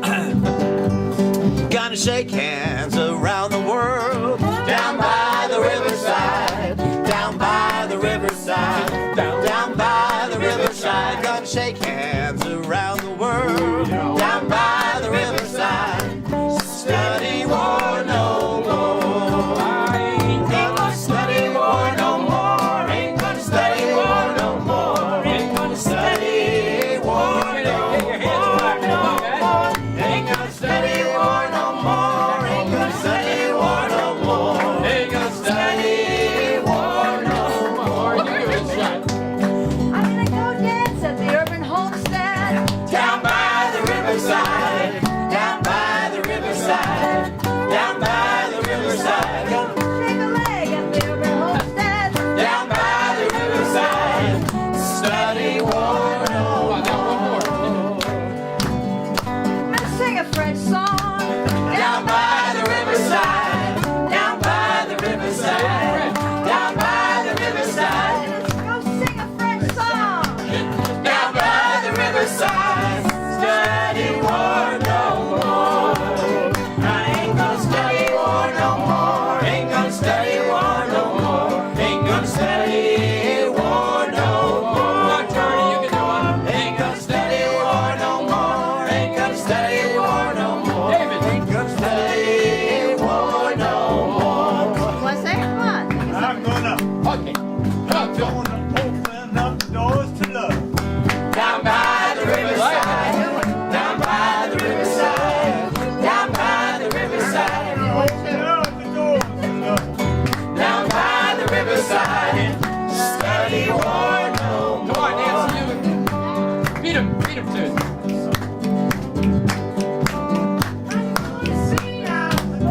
Down by the riverside, down by the riverside, down by the riverside, down by the riverside.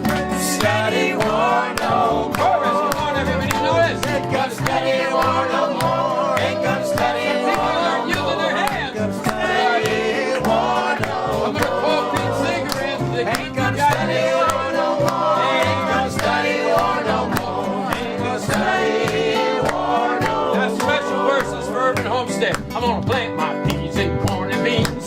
down by the riverside, down by the riverside, down by the I'm riverside, gonna plant my peas and corn and beans. down by the riverside. Study war no more. I'm gonna sing that garden song. Down by the riverside, down by the riverside, down by the I'm riverside, gonna sing that garden song. down by the riverside. And Study war no more. More hands, come on. Ain't gonna study war no more. Ain't gonna study war no more. Ain't gonna study war no more. Ain't gonna study war no more. Ain't gonna study war no more. Ain't gonna study war no more. Sing one for us, Buzz. I'm gonna play my place Down by the riverside. Down by the riverside. Down by the riverside. Down by the riverside. Study war no more. I ain't gonna study. No, we need another verse. Okay. I'm gonna cross the River Jordan. Down by the riverside, down by the riverside, down by the riverside, Gonna cross the River Jordan. down by the riverside. Study war no more. Hands and voices. Study war no more. Ain't gonna study war no more. Ain't gonna study war no more. Ain't gonna study war no more. Ain't gonna study war no more. Ain't gonna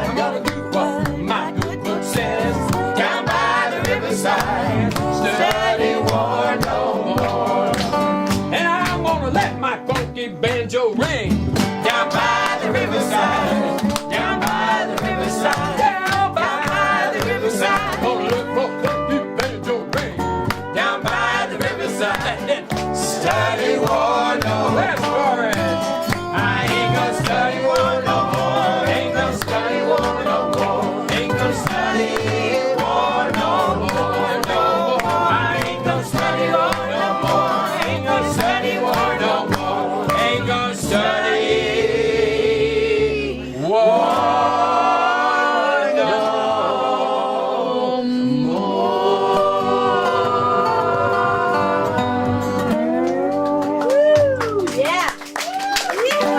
Very nice, very nice. Great, Tom. So we'll have a little short cap off here with a song that I was actually emotionally yanked in by it when I heard the story, and we have the video of the fellas talking about it up on the Urban Homestead Facebook page. That same Battle of Fredericksburg, which inspired the song Blue Eyed Boston Boy, they talk about the soldiers of the Union Army and the Confederate Army on both sides of the Rappahannock River. At night, they all had army bands. As a matter of fact, one of the generals said he doesn't think there would have been a war without the music. They would have all gone home. The music kind of kept them there. And at night, the army bands would play. And the last song that they would play would be a song called Home Sweet Home. The Union Army played it, and then the Confederate Army played it, and the soldiers would all sing along. And then they played, both bands played the song together, and all the soldiers would sing Home Sweet Home. It was that much a part of their lives, and it was a lesson to be learned, you know. That, and one of the reasons I love the Urban Homestead is because this is like being home sweet home. And when everything else in the world has failed, you know, our educational system ain't great anymore. Government, and, but it all comes back on the family, what people teach their children, the tradition and the love that they get at home is something that just can't be replaced by anything else in the world. And so the song Home Sweet Home, really interesting, is that he wrote it about a home that he had on Long Island in New York. It wasn't even part of this whole bigger picture that we've been talking about tonight, but it was the sentiment. He wrote it when he was in Europe traveling, thinking about his home in New York. And I'm just going to sing one verse and chorus so to wrap up the program. Be it, sorry I got it wrong there. Midst pleasures and palaces, though we may roam, be it ever so humble, there's no place like home. A charm from the sky seems to hallow us there, which seek through the world is never met with elsewhere. Home, home, sweet, sweet home, there's no place like home. Be ever so humble, there's no place like home.